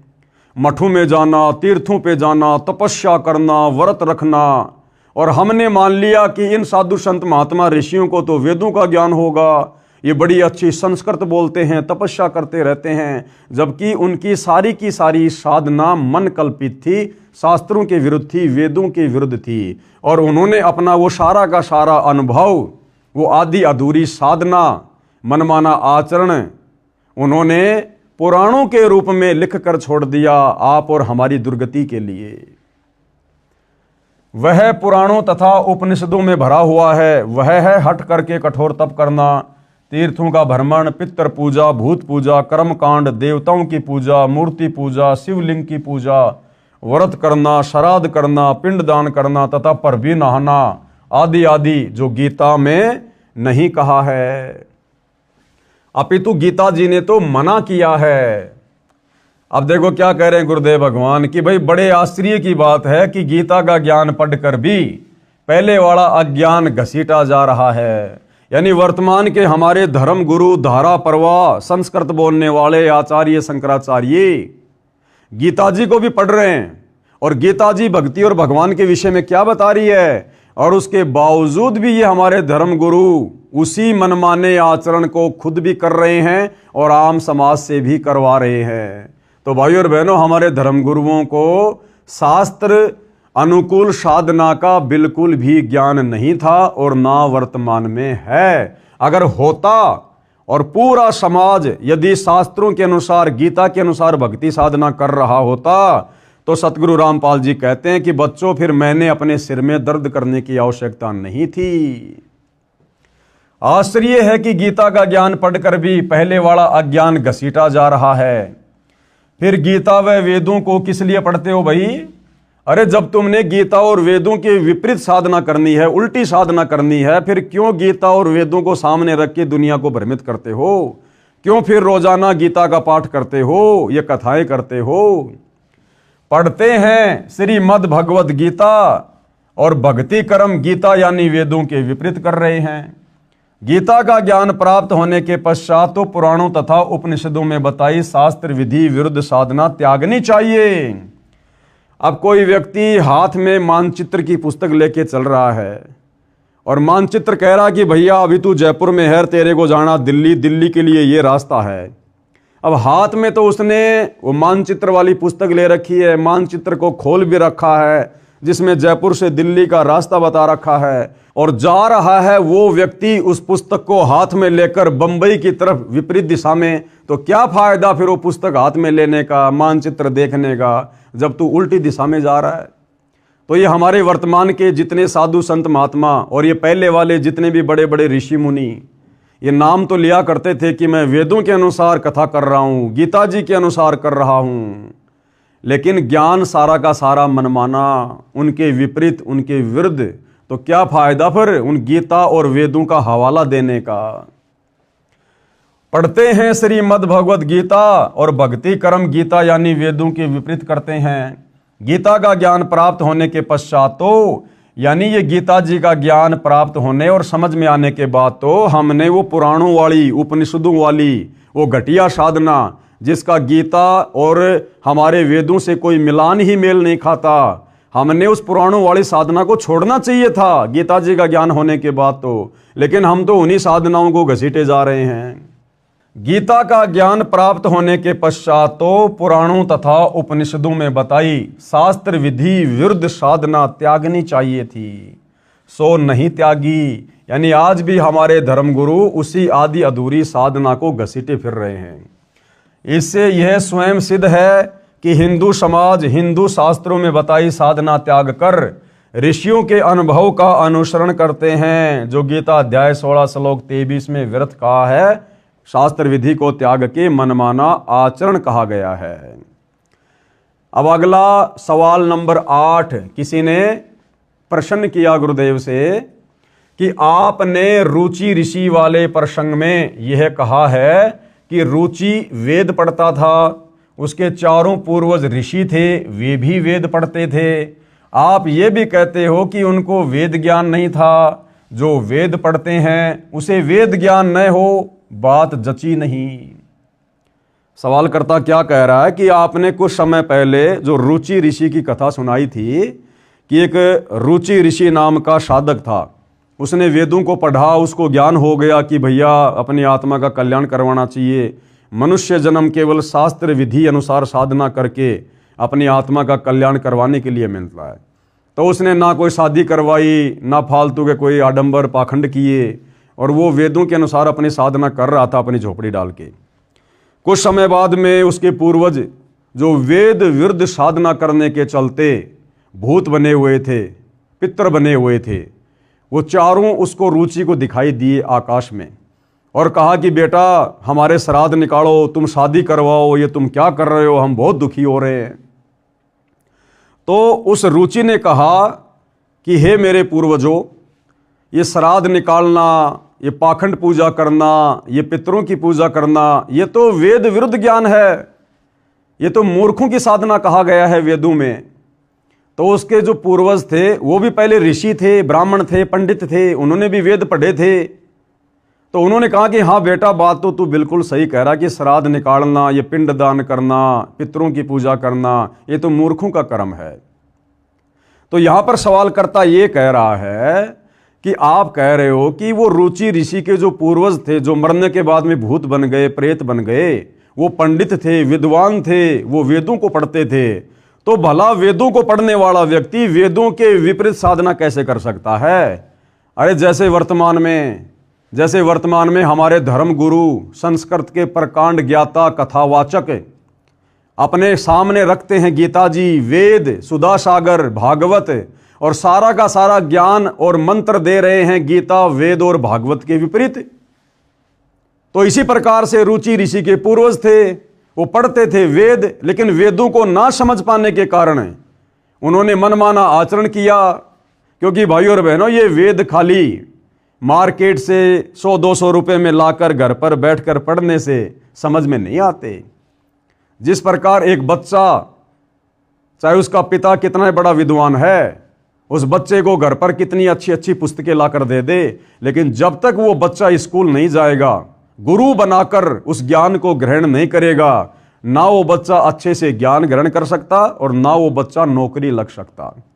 तो ठीक इसी प्रकार जब तक हम गुरु धारण करके, गुरु भी सच्चा हो, पूरा हो, ज्ञानी हो, विद्वान हो, जगत गुरु हो, और जब तक उनके बताए अनुसार उनके मार्गदर्शन में रहकर हम ये ज्ञान ग्रहण नहीं करेंगे, हमें कभी भी ये वेदों का ज्ञान नहीं हो सकता, हमें शास्त्र अनुकूल साधना का ज्ञान नहीं हो सकता। इसलिए परमात्मा कहते हैं, वेद पढ़े पर भेद न जाने, ये बाँचे पुराण 18, और जड़ को अंधे पान खवावें, ये भूल गए सृजनहारा। ये लोग वेद तो पढ़ा करते थे, संस्कृत भाषा का तो ज्ञान था, लेकिन संस्कृत भाषा में वेदों के और गीता के श्लोक वास्तव में अध्यात्म के विषय में कह क्या रहे हैं, वो सांकेतिक था, कोड वर्ड में था। उसको भाई तत्वदर्शी संत की शरण में आए बिना नहीं जाना जा सकता, नहीं समझा जा सकता, आप चाहे संस्कृत के कितने बड़े विद्वान क्यों ना हो। तो उत्तर दिया गुरुदेव भगवान ने, दास ने यह कहा है कि ऋषिजन वेद पढ़ते थे, परंतु उनको वेदों का ज्ञान नहीं था, वे वेदों को ठीक से समझे नहीं। कबीर जी अपनी वाणी में कहते हैं, गुरु बिन वेद पढ़े जो प्राणी, समझे न सार रहे अज्ञानी। यानी बिना सच्चे गुरु के, जिस गुरु को संपूर्ण वेदों का ज्ञान हो, संपूर्ण अध्यात्म का, मोक्ष मार्ग का ज्ञान हो, ऐसा गुरु धारण किए बिना आप जी यदि वेदों को पढ़ेंगे किसी दूसरे गुरु से, नकली गुरु से, आधे अधूरे गुरु से, तो भी आप जी अज्ञानी वाली श्रेणी में रहेंगे, आपको ज्ञान नहीं हो पाएगा। गुरु बिन वेद पढ़े जो प्राणी, समझे ना ज्ञान और रहे अज्ञानी। और गुरु बिन काहू न पाया ज्ञाना, जो थोथा भूष छड़े मूड किसाना। बिना सच्चे सतगुरु की शरण में आकर इन शास्त्रों को पढ़े बिना आपको कभी भी कंप्लीट अध्यात्म का ज्ञान नहीं हो सकता। आप तो फिर वैसा ही कर्म करोगे जैसे गेहूं निकालने के बाद उसका जो चारा है, उस चारे को कूट कर कोई ये सोचे कि मैं गेहूं प्राप्त करूंगा, बिल्कुल भी नहीं कर सकता। गुरु बिन काहू न पाया ज्ञाना, जो थोता भूस छड़े मूड किसाना। कोई मूर्ख व्यक्ति जिस प्रकार से गेहूं निकालने के बाद उसके भूसे को कूट कूट कर सोचे कि मुझे गेहूं प्राप्त होगा, वो अज्ञानी है, वो मूर्ख है। तो बिना जगत गुरु की शरण में आए, बिना सच्चे सतगुरु की, तत्वदर्शी संत की शरण ग्रहण किए यदि हम मनमुखी रूप से वेदों को पढ़ेंगे, गीता जी को पढ़ेंगे, या आपने गुरु भी धारण कर लिया, उसको संस्कृत भी बहुत अच्छी आती है, और यदि वो तत्वदर्शी नहीं है, वेदों के सार को नहीं जानता है, तो भी आप उनसे वो ज्ञान ग्रहण करके अज्ञानी वाली श्रेणी में रहोगे, क्योंकि उस गुरु को भी कंप्लीट ज्ञान नहीं, तो भला शिष्य को कहां से देगा। अर्थात जो पूर्ण गुरु के बिना स्वयं वेदों को पढ़ता है, वह वेदों का सार ज्ञान नहीं समझ सकता कि वेद कहना क्या चाहते हैं, वह अज्ञानी ही रहता है। उदाहरण दिया गुरुदेव ने, जैसे विद्यार्थी पाठ्यक्रम की पुस्तकों को स्वयं पढ़ते रहे तो उन पुस्तकों के गूढ़ शब्दों को ठीक से नहीं समझ सकते। यदि ऋषियों को पूर्ण गुरु मिला होता तो वे शास्त्र विरुद्ध साधना नहीं करते। जैसे उनके द्वारा बताया गया ज्ञान पुराणों तथा उपनिषदों में लिखा है। गुरु के बिना ग्रंथ यानी वेद पढ़ना तो ऐसा है जैसे कोई किसान थोथे भूस को कूट रहा हो जिसमें कणक प्राप्त नहीं हो सकती। तो क्या कह रहे हैं गुरुदेव कि वर्तमान तक ऋषिजन शास्त्र विरुद्ध साधना करके अपना जीवन नष्ट कर गए। यानी गुरुदेव के कहने का मतलब है कि शुरुआत में जब सतयुग 1,00,000 वर्ष बीत गया था राजा नाभिराज के बाद, उसके बाद उसके बेटे ऋषभदेव ने वेद विरुद्ध साधना शुरू कर दी थी। तो उस समय से लेकर और वर्तमान में सन 1994 से उसी वेदों वाली साधना को दोबारा से सतगुरु रामपाल जी ने जीवंत किया है। तो सतयुग में 1,00,000 वर्ष के बाद से लेकर और वर्तमान कलयुग में सन 1994 से बीच का जितना भी समय है, इस समय में जितने भी बड़े बड़े साधु संत महात्मा ऋषि अवतार पीर पैगंबर कुतुब गोश ओलिया हुए हैं, ये सारे के सारे वेदों के विरुद्ध साधना करते थे, मनमाना आचरण किया करते थे, किसी को भी सत ज्ञान नहीं था अध्यात्म का, भक्ति का। और इस बीच में जितने भी लोगों ने ये वेद विरुद्ध साधना की है, वो चाहे विष्णु जी हो, चाहे विष्णु जी के अवतार हो, चाहे गोरखनाथ हो, चाहे मच्छंद्रनाथ हो, चाहे रामचंद्र जी के गुरु वशिष्ठ जी और श्री कृष्ण जी के गुरु दुर्वासा जी रहे हों, चाहे विश्वामित्र जी रहे हों, चाहे मार्कंडे जी रहे हों, चाहे स्वयं वेद व्यास जी रहे हों, इन सभी ऋषियों ने ये वेद विरुद्ध साधना करके अपने जीवन को नष्ट किया है। और जिस प्रकार से मारीची वाली आत्मा अनेक शरीर धारण करके कष्ट उठाती रही, उसी प्रकार ये सारे पुरुष और महापुरुष गधे कुत्ते सुअर, कभी नरक कभी स्वर्ग, कभी कहीं इस प्रकार से अपना कर्म फल वर्तमान तक भोग रहे हैं। और यदि इन तमाम प्रकार के कर्म फलों से पीछा छुड़वाना है, इन कर्म बंधनों से छुटकारा प्राप्त करना है, तो एकमात्र असली बंदी छोड़, यानी जो काल के द्वारा लगाए गए कर्म बंधनों से छुड़वा दे, उस बंदी छोड़ सतगुरु रामपाल जी की शरण में आकर ही शांति प्राप्त की जा सकती है। तो भाइयों और बहनों, इतने लंबे समय से सतयुग से लेकर सन 1994 तक ये जितने भी बड़े बड़े साधु संत महात्मा ऋषि, जिनकी हम फोटोएं देखा करते थे पुस्तकों में, बैठे रहते थे बिल्कुल साधना करते हुए दिखाई देते थे, आज उनकी महिमा बोल रही थी, ये सारे के सारे गधे कुत्ते सुअर की योनि में जाने वाली भक्ति साधना कर रहे थे और आम समाज से करवा रहे थे। वर्तमान तक ऋषिजन शास्त्र विरुद्ध साधना करके अपना जीवन नष्ट कर गए, उनका अनुसरण वर्तमान तक चल रहा है और वर्तमान का समाज उन्हीं का अनुसरण कर रहा है। जैसी भक्ति साधना उन्होंने की, उसी को हम लोग फॉलो कर रहे हैं। रुचि ऋषि ने वेद ज्ञान ठीक से समझा नहीं था, यदि समझा होता तो पितरों की बात को मानकर अपना जीवन नष्ट नहीं करता। उसके पितरों ने भी वेद पढ़े थे पर समझे नहीं थे, इसलिए ऋषियों ने भी वेद ज्ञान समझा नहीं था। पूरा हिंदू समाज उसी पुराणों वाले अज्ञान के अनुसार भक्ति करके अनमोल मनुष्य जीवन नष्ट कर रहा है। गुरुदेव के कहने का मतलब, भाई वर्तमान में पूरा का पूरा हिंदू समाज, पूरा का पूरा विश्व का मानव समाज वही वेद विरुद्ध साधना कर रहा है, जो वेद विरुद्ध साधना ऋषभदेव के समय से ये साधु संत महात्मा ऋषिजन पीर पैगंबर करते हुए आ रहे हैं। और जिस प्रकार से उन्होंने वेद विरुद्ध साधना करके अपने अनमोल मनुष्य जीवन को नष्ट किया है, वैसे ही वर्तमान का मानव समाज भी अपने अनमोल मानव जीवन को नष्ट कर रहा है और अंत में नरक की तैयारी कर रहा है, प्रेत भूत और पितर बनने की तैयारी कर रहा है और 84 लाख योनियों में मारीची वाले जीव की तरह गधा कुत्ता सुअर बनकर असहनीय कष्ट उठाने की तैयारी कर रहा है। गीता पढ़कर तो अज्ञान छोड़ देना चाहिए था, वह भी नहीं छोड़ा। क्यों? क्योंकि हमारे धर्मगुरुओं को गीता का ज्ञान समझ में नहीं आया, हिंदुओं को अपने शास्त्रों का ठीक से ज्ञान नहीं है। भाई जब हमारे धर्मगुरुओं को नहीं है तो हमने तो धर्मगुरुओं को फॉलो किया है ना, फिर भला हमें कैसे समझ में आते। प्रश्न 9, आप कैसी बात कर रहे हो? कह रहे हो कि ऋषिजन पंडित जन ब्राह्मण गण वेद पढ़ते थे और समझे नहीं, बिना सिर पैर की बात है। क्या प्रमाण है आपके पास में? भाई प्रमाण मिलेंगे, सारे के सारे प्रमाण मिलेंगे। इस पवित्र पुस्तक हिंदू साहिबान नहीं समझे गीता वेद पुराण को पढ़कर जो जो शंकाएं आपके मन में उठ सकती हैं, वो सारी शंकाएं गुरुदेव भगवान ने साथ साथ में प्रश्नोत्तरी के माध्यम से लिखी हैं।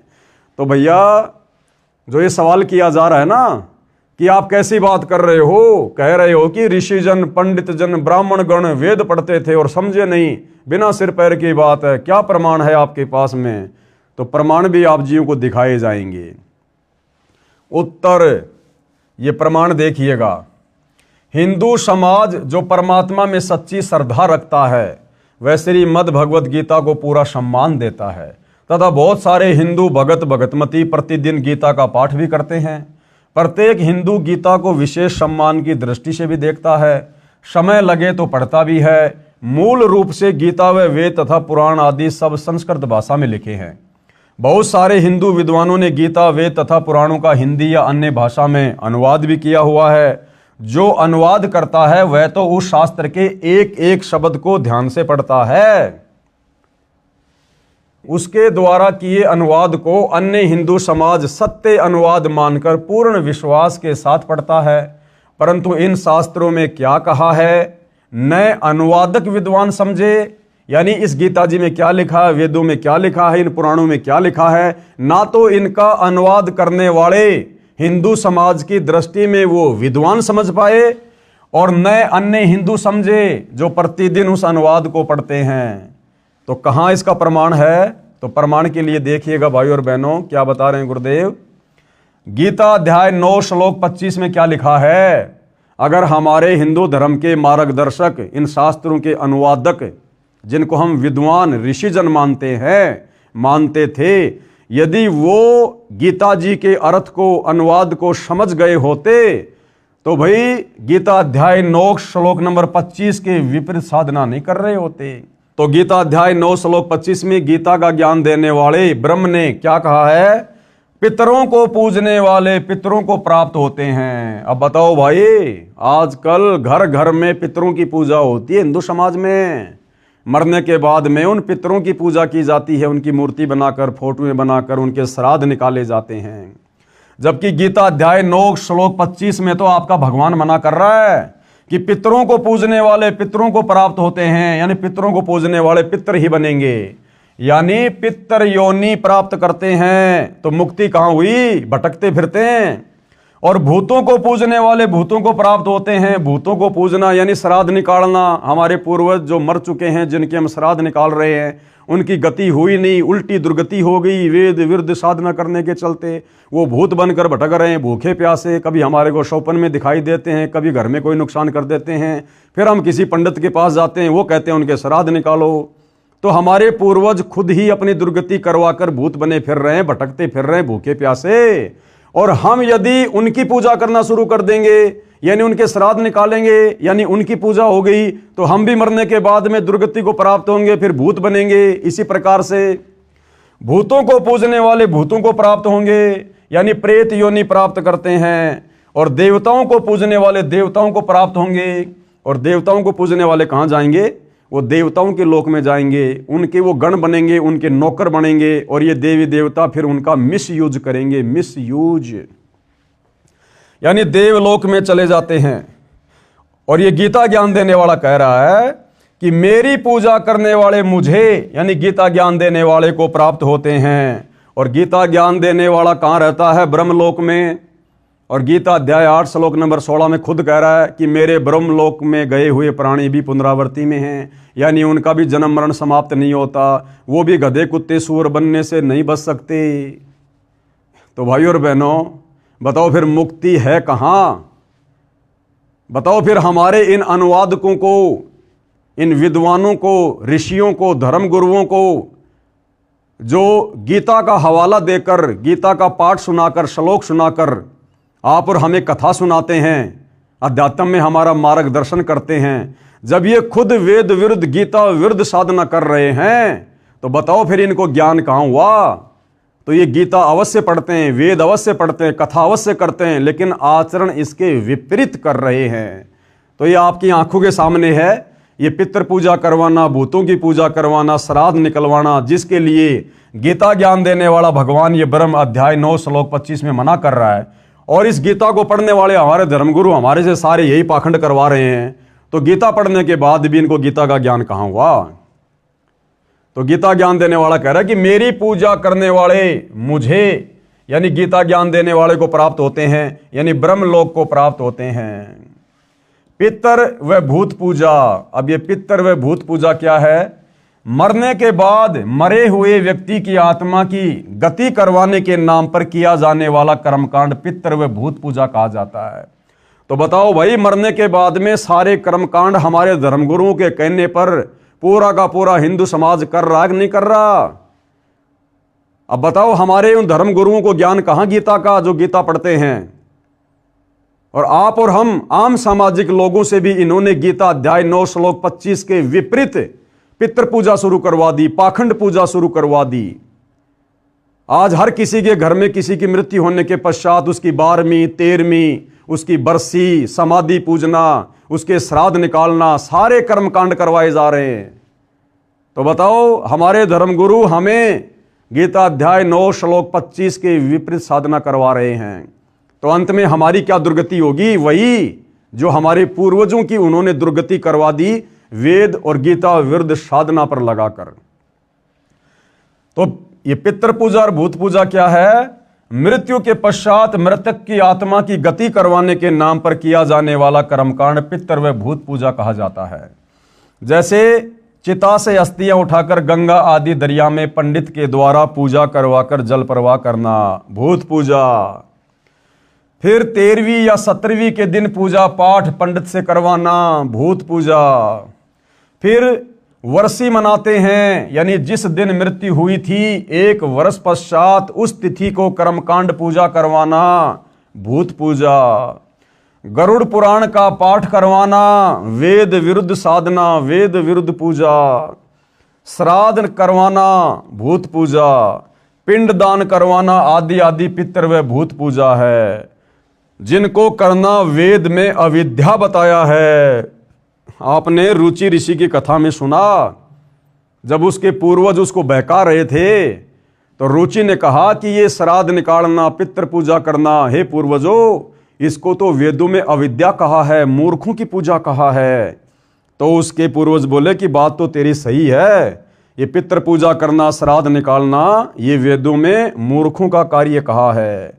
तो यहां गुरुदेव वही बता रहे हैं कि इन तमाम प्रकार की पाखंड पूजाओं को करना, जिनको करना वेद में अविद्या बताया है, यानी मूर्खों की पूजा बताया है, यानी मूर्खों की पूजा कहा है, जो पितर प्लस भूत योनि प्राप्त करवाती हैं, ये गीता भी प्रमाणित करती है। पितर पूजने से पितर बनते हैं, अध्याय 9 श्लोक 25, और भूत पूजा से भूत बनते हैं।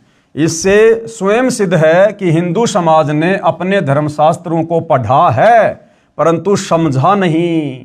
यदि पुराण ठीक से समझी होती तो इसमें श्राद्ध करने की एक विधि ये भी है जो विष्णु पुराण में इस प्रकार बताई है, जो वेद ज्ञान है।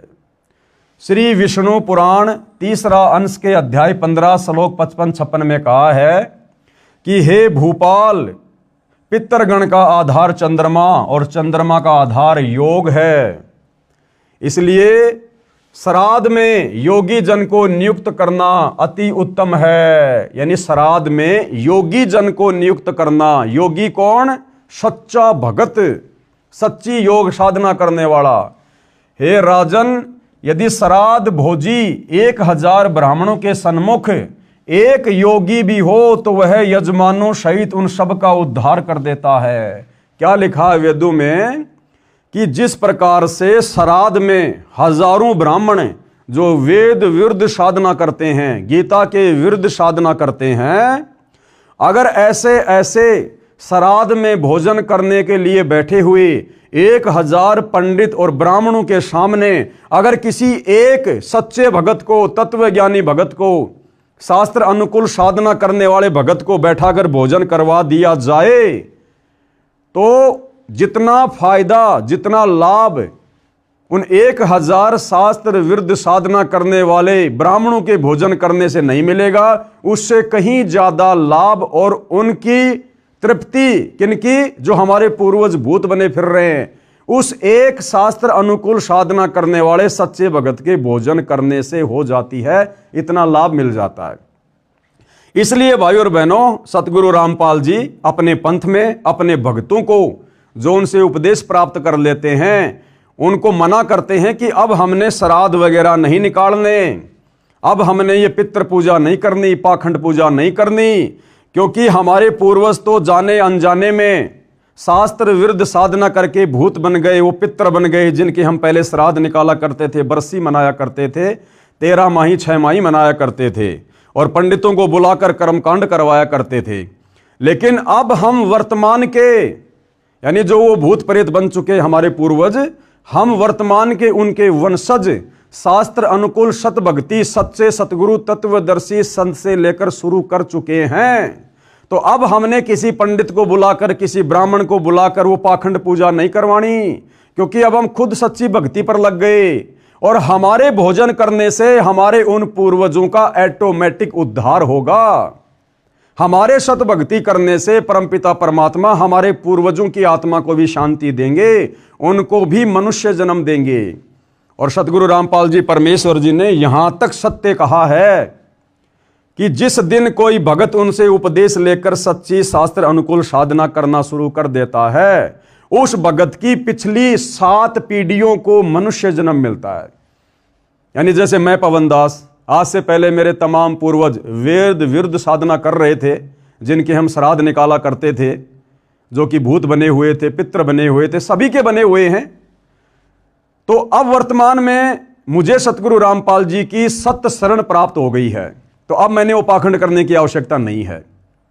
अब मेरे द्वारा इस परिवार में सत भक्ति शुरू करने के बाद मेरी जो पिछली 7 पीढ़ियां हैं, मेरे पिताजी, मेरे दादाजी, मेरी दादी जी, उसके पिताजी, उसके दादा, उसके पिताजी, उसके दादा, इस प्रकार से मेरी 7 पीढ़ियां जो शरीर छोड़ चुकी हैं, जो कहीं कहीं किन्हीं किन्हीं योनियों में भटक रहे हैं, कोई पशु योनि में है, कोई पक्षी योनि में है, कोई भूत बना हुआ है, कोई पितर बना हुआ है, मेरे द्वारा जो सतभक्ति अब शुरू हो चुकी है, इस सतभक्ति के करने से मेरी पिछली 7 पीढ़ियों को भी परमात्मा उन योनियों से निकालकर मनुष्य जन्म देगा, मनुष्य जन्म, और उन्हें इसी सतभक्ति पर लगाएगा। इतना बड़ा फायदा इस सतभक्ति का, बिना श्राद्ध, बिना पिंडदान, बिना 13 माही, बिना 6 माही, बिना बरसी, बिना किसी कर्मकांड के मेरी 7 पीढ़ी पहले वाले पूर्वजों का भी उद्धार इस सतभक्ति से होगा।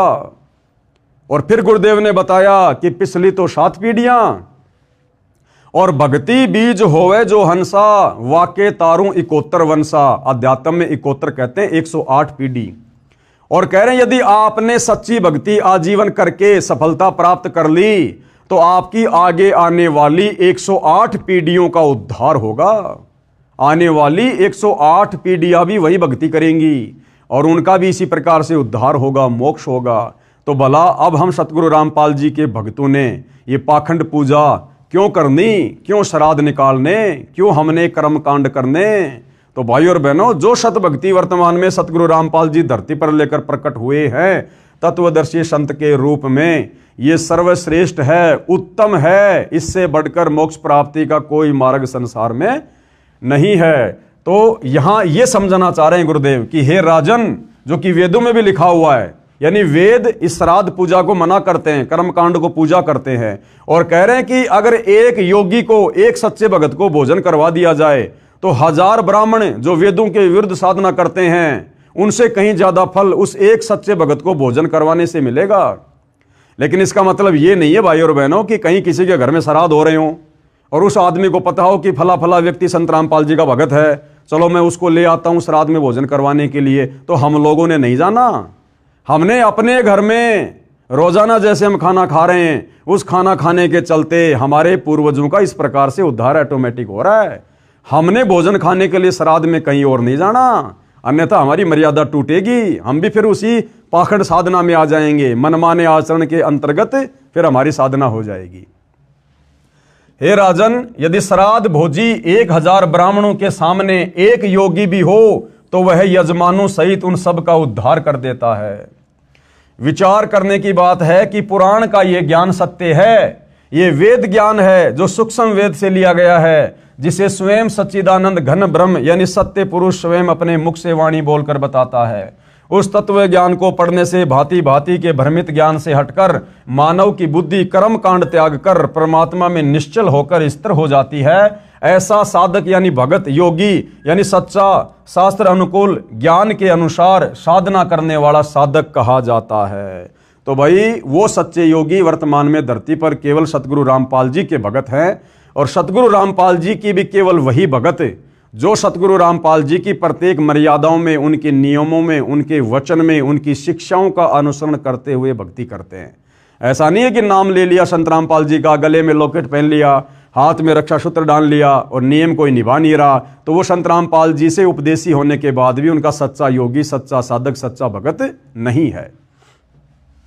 अब योगी की क्या पहचान बताई है? योगी यानी सच्चे भगत की गीता अध्याय 2 श्लोक 53 में कहा है, यानी गीता ज्ञान देने वाले ब्रह्म ने गीता अध्याय 2 श्लोक नंबर 53 में अर्जुन को कहा है कि हे भारत, भांति भांति के वचनों को सुनने से विचलित हुई तेरी बुद्धि जब परमात्मा में निश्चल होकर स्थिर हो जाएगी तब तू योग को प्राप्त होगा।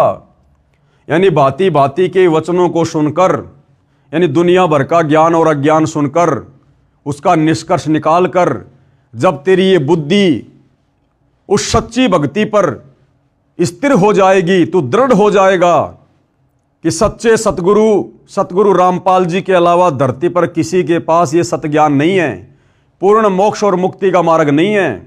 जब तू सारे शास्त्रों को देखकर, इन प्रमाणों को देखकर, सत्संगों को सुनकर और वर्तमान में चल रही कर्म कांड पाखंड वाली पूजा को देखकर और आंखों से सदग्रंथों में उस वेद विरुद्ध साधना को ना करने वाले प्रमाण देखकर जब तेरी आत्मा स्थिर हो जाएगी, तू दृढ़ हो जाएगा कि धरती पर सतगुरु रामपाल जी के अलावा दूसरा भक्ति मार्ग कहीं कोई नहीं है, और तू दृढ़ होकर भक्ति करेगा।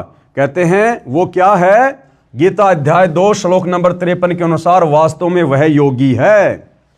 हे भारत, भांति भांति के वचनों को सुनने से विचलित हुई तेरी बुद्धि जब परमात्मा में निश्चल होकर स्थिर हो जाएगी तब तू योग को प्राप्त होगा।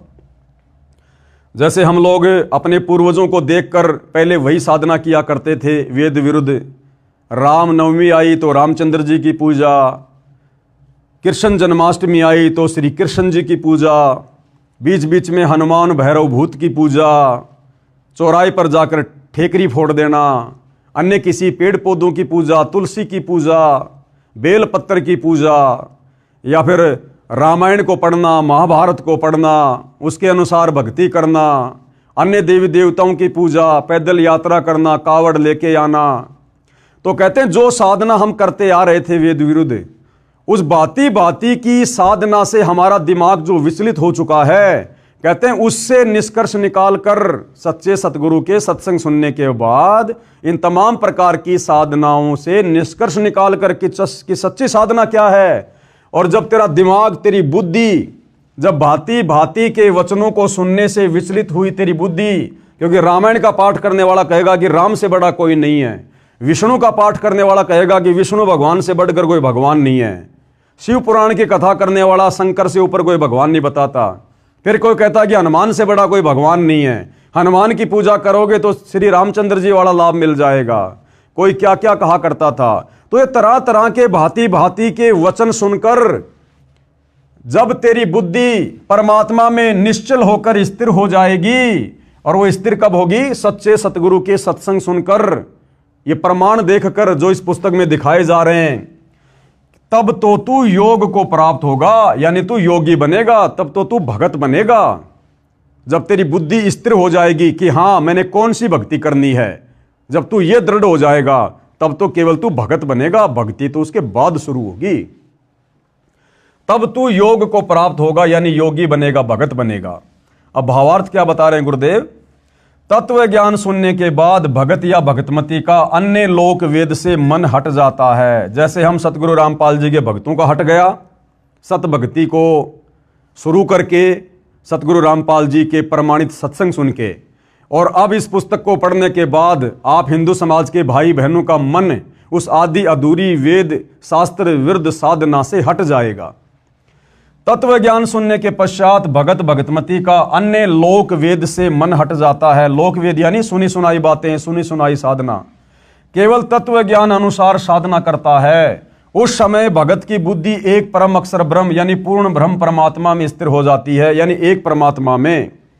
तब वह योग को प्राप्त होता है, अर्थात वह योगी बनता है, भगत बनता है। यानी शास्त्र अनुकूल भक्ति करने से वह योगी हो जाता है, सच्ची साधना करने वाला भगत बन जाता है। मैं कौन? सतगुरु रामपाल जी शास्त्रोक्त साधना करता तथा अनुयायियों से करवाता हूं। हम सब योगी हैं, यानी सच्चे भगत हैं, सच्चे साधक हैं। एक परम अक्षर ब्रह्म यानी सत्य पुरुष को इष्ट मानकर शास्त्रोक्त भक्ति निश्चल मन से करते हैं। हम आश्रमों में पाठ का आयोजन करते हैं, सब अनुयायी दान करते हैं, उनका भोजन बनाया जाता है, परम अक्षर ब्रह्म को यज्ञों में प्रतिष्ठित करते हैं, उनको भोग लगाते हैं, उसे सब योगी यानी भगत तथा भगतमती खाते हैं। दानकर्ता का तथा सारे परिवार का तथा पितरों का उद्धार हो जाता है तथा मोक्ष भी मिलता है। हम श्राद्ध रूप में भोजन नहीं बनाते, हम प्रसाद रूप में भोजन बनाते हैं और परम अक्षर ब्रह्म को भोग लगाते हैं। उसके बाद वो भोजन वो प्रसाद बन जाता है। और इस प्रकार बिना श्राद्ध निकाले, बिना पितृ पूजा किए, बिना किसी प्रकार के कर्म कांड के हम भी त्रिपत और हमारे पूर्वज जो भूत बने हुए थे वो भी त्रिपत। इसके विषय में क्या कहा गया है? कबीर एक के साधे सब सदे, यानी एक सच्चे परमात्मा की साधना करने से नीचे के सारी देवी देवताओं की साधना ऑटोमेटिक सफल हो जाती है। कबीर एक के साधे सब सदे और सब साधे सब जाए और माली सींचे मूल को फले फूले अघाए। जिस प्रकार यदि आपने आम का पौधा लगाकर आम प्राप्त करना है तो आपने विधिवत उस आम की सिंचाई करनी पड़ेगी, देखभाल करनी पड़ेगी। आपने आम के पौधे की जड़ में खाद और पानी डालना पड़ेगा। जड़ में खाद और पानी डालने से पूरा पौधा परिपक्व होगा, फलीभूत होगा। और यदि कोई नादान उसकी जड़ में पानी ना डाल के उसके पत्तों पर पानी छिड़कता रहे, उसकी टहनियों पर पानी छिड़कता रहे, वो पौधा कभी भी परिपक्व नहीं होगा। तो इसी प्रकार अध्यात्म की मूल, अध्यात्म की जड़ कबीर परमात्मा है, परम अक्षर ब्रह्म है, सत्य पुरुष है। उस एक को इष्ट मानकर साधना करने से ये भक्ति रूपी पौधा यानी ये सब कुछ हमारा सर्व सिद्ध हो जाएगा। और यदि हमने उस भक्ति रूपी पेड़ परम अक्षर ब्रह्म की जड़ को ना पूजकर, यानी उस एक परमात्मा को इष्ट मानकर ना पूजकर, यदि हमने उसके पत्ते, उसकी टहनियां, उसकी शाखाएं, ब्रह्मा विष्णु महेश, ये काल ब्रह्म, यदि देवी देवताओं को पूजते रहे, पाखंड पूजा करते रहे, तो हमारा सब कुछ नष्ट हो जाएगा। तो क्या कहा है? कबीर एक के साधे सब सदे और सब साधे सब जाए और माली सींचे मूल को फले फूले अघाए। अर्थात जैसे पौधे की जड़ों यानी रूट में सिंचाई की जाए तो पूरा पौधा तृप्त हो जाता है तथा खूब फलता फूलता है। यदि पौधे को उल्टा शाखाओं की ओर से जमीन में दबाकर मूल यानी रूट को ऊपर को कर दें और सब शाखाओं की सिंचाई करें यानी सब साधें तो सब जाए यानी पौधा नष्ट हो जाएगा। गीता अध्याय 15 श्लोक 1 और 3 में यह प्रकरण विस्तार से बताया है। पढ़ें इसी पुस्तक के पेज नंबर 115 पर, जो हम आगे को पढ़ेंगे।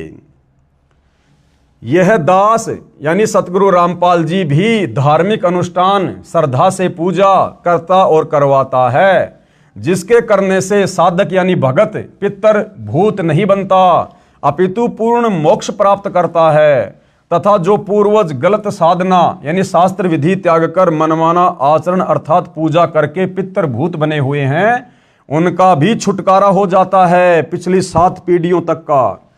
यही प्रमाण इसी विष्णु पुराण पेज 209 पर इसी तीसरे अंश के अध्याय 14 श्लोक 20 से 31 में भी लिखा है कि जिसके पास श्राद्ध करने के लिए धन नहीं है तो वह ये कहे, हे पितृगणों, आप मेरी भक्ति से तृप्ति लाभ प्राप्त करें, क्योंकि मेरे पास श्राद्ध करने के लिए वित्त यानी धन नहीं है। कृपया पाठक जन विचार करें कि जब भक्ति मंत्र जाप की कमाई से पितर तृप्त हो जाते हैं तो फिर अन्य कर्म कांड की क्या आवश्यकता। भाई विष्णु पुराण में लिखा है, यदि किसी के पास में श्राद्ध पूजा करने के लिए, पितृ पूजा करने के लिए धन नहीं है तो वो क्या करे, अपनी भक्ति कमाई को संकल्प कर दे कि हे मेरे पितरों, हे मेरे पूर्वजों, मेरे पास में आपके श्राद्ध के लिए खीर खांड हलवा पूरी बनाने के लिए साधन नहीं है, पैसा नहीं है। आप मेरी भक्ति में से यानी मैं जो मंत्रों का जाप करता हूं, जो धर्म कर्म करता हूं, उसमें से कुछ भक्ति कमाई मैं आपको संकल्प कर रहा हूं। और विष्णु पुराण कहता है कि ऐसा संकल्प करने से अपनी भक्ति का उन पूर्वजों की जो भूत बने हुए हैं, पितर बने हुए हैं, उनकी आत्मा संतुष्ट हो जाती है। तो बताओ फिर ये कर्मकांड करने से क्या फायदा? इन पंडितों को बुलाकर कर्मकांड करवाना, हलवा खीर खांड पूरी बनाकर उसका सत्यानाश करवाना, भगवान का दोषी बनना, वेद विरुद्ध साधना करके भगवान का दोषी बनना, बताओ फिर इसका क्या फायदा? जब उस व्यक्ति की भक्ति कमाई संकल्प करने से, उसके मंत्रों के जाप की कमाई से उसके पूर्वजों की आत्मा तृप्त हो रही है, तो फिर कर्मकांड करने से क्या फायदा? कृपया पाठक जन विचार करें कि जब भक्ति यानी मंत्र जाप की कमाई से पितर तृप्त हो जाते हैं, तो फिर अन्य कर्म कांड की क्या आवश्यकता है? ये श्राद्ध निकालने की क्या आवश्यकता? बरसोदी 6 माही, ये पितृ पूजा, ये सब करने से क्या फायदा? ये सब परपंच ज्ञानहीन गुरु लोगों ने अपने उदर पोषण के लिए यानी पेट भरने के लिए किया है। अब बताओ, विष्णु पुराण में ये सारी बातें लिखी हुई है और यही हमारे धर्मगुरु उसी विष्णु पुराण को पढ़कर हमारे से श्राद्ध निकलवा रहे हैं। जबकि इन धर्म गुरुओं ने अगर विष्णु पुराण को भी समझा होता तो ये श्राद्ध नहीं निकलवाते, इस प्रकार से अपनी भक्ति कमाई को संकल्प करवा देते। कोई कर्मकांड पाखंड करने की जरूरत नहीं थी, लेकिन इनको तो अपना पेट भरने के लिए खीर खांड हलवा चाहिए, इसलिए इन्होंने आम समाज को धोखे में रखा हुआ है। क्योंकि गीता अध्याय 4 श्लोक 33 में भी लिखा है कि द्रव्य यानी धन द्वारा किया यज्ञ, धार्मिक अनुष्ठान से ज्ञान यज्ञ यानी तत्व ज्ञान सुन समझकर की गई साधना श्रेष्ठ है। एक और विशेष विचारणीय विषय है कि विष्णु पुराण में पितर व देव पूजने का आदेश एक ऋषि का है तथा वेदों व गीता जी में पितरों व देवताओं की पूजा का निषेध है।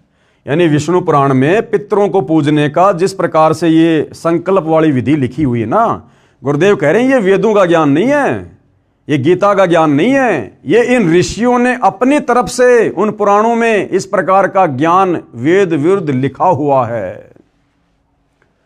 एक और विशेष विचारणीय विषय है कि विष्णु पुराण में पितर व देव पूजने का आदेश एक ऋषि का है तथा वेदों व गीता जी में पितरों व देवताओं की पूजा का निषेध है यानी मना किया हुआ है। जो आदेश ब्रह्म यानी काल रूपी ब्रह्म भगवान का है, यदि पुराणों के अनुसार साधना करते हैं तो प्रभु के आदेश की अवहेलना होती है, जिस कारण से साधक यानी भगत दंड का भागी बनता है। तो साधना हमने केवल वेदों के अनुसार ही करनी चाहिए, तत्वदर्शी संत के अनुसार ही करनी चाहिए। हम पितर व भूत पूजा नहीं करते। कौन? सतगुरु रामपाल जी के फॉलोवर।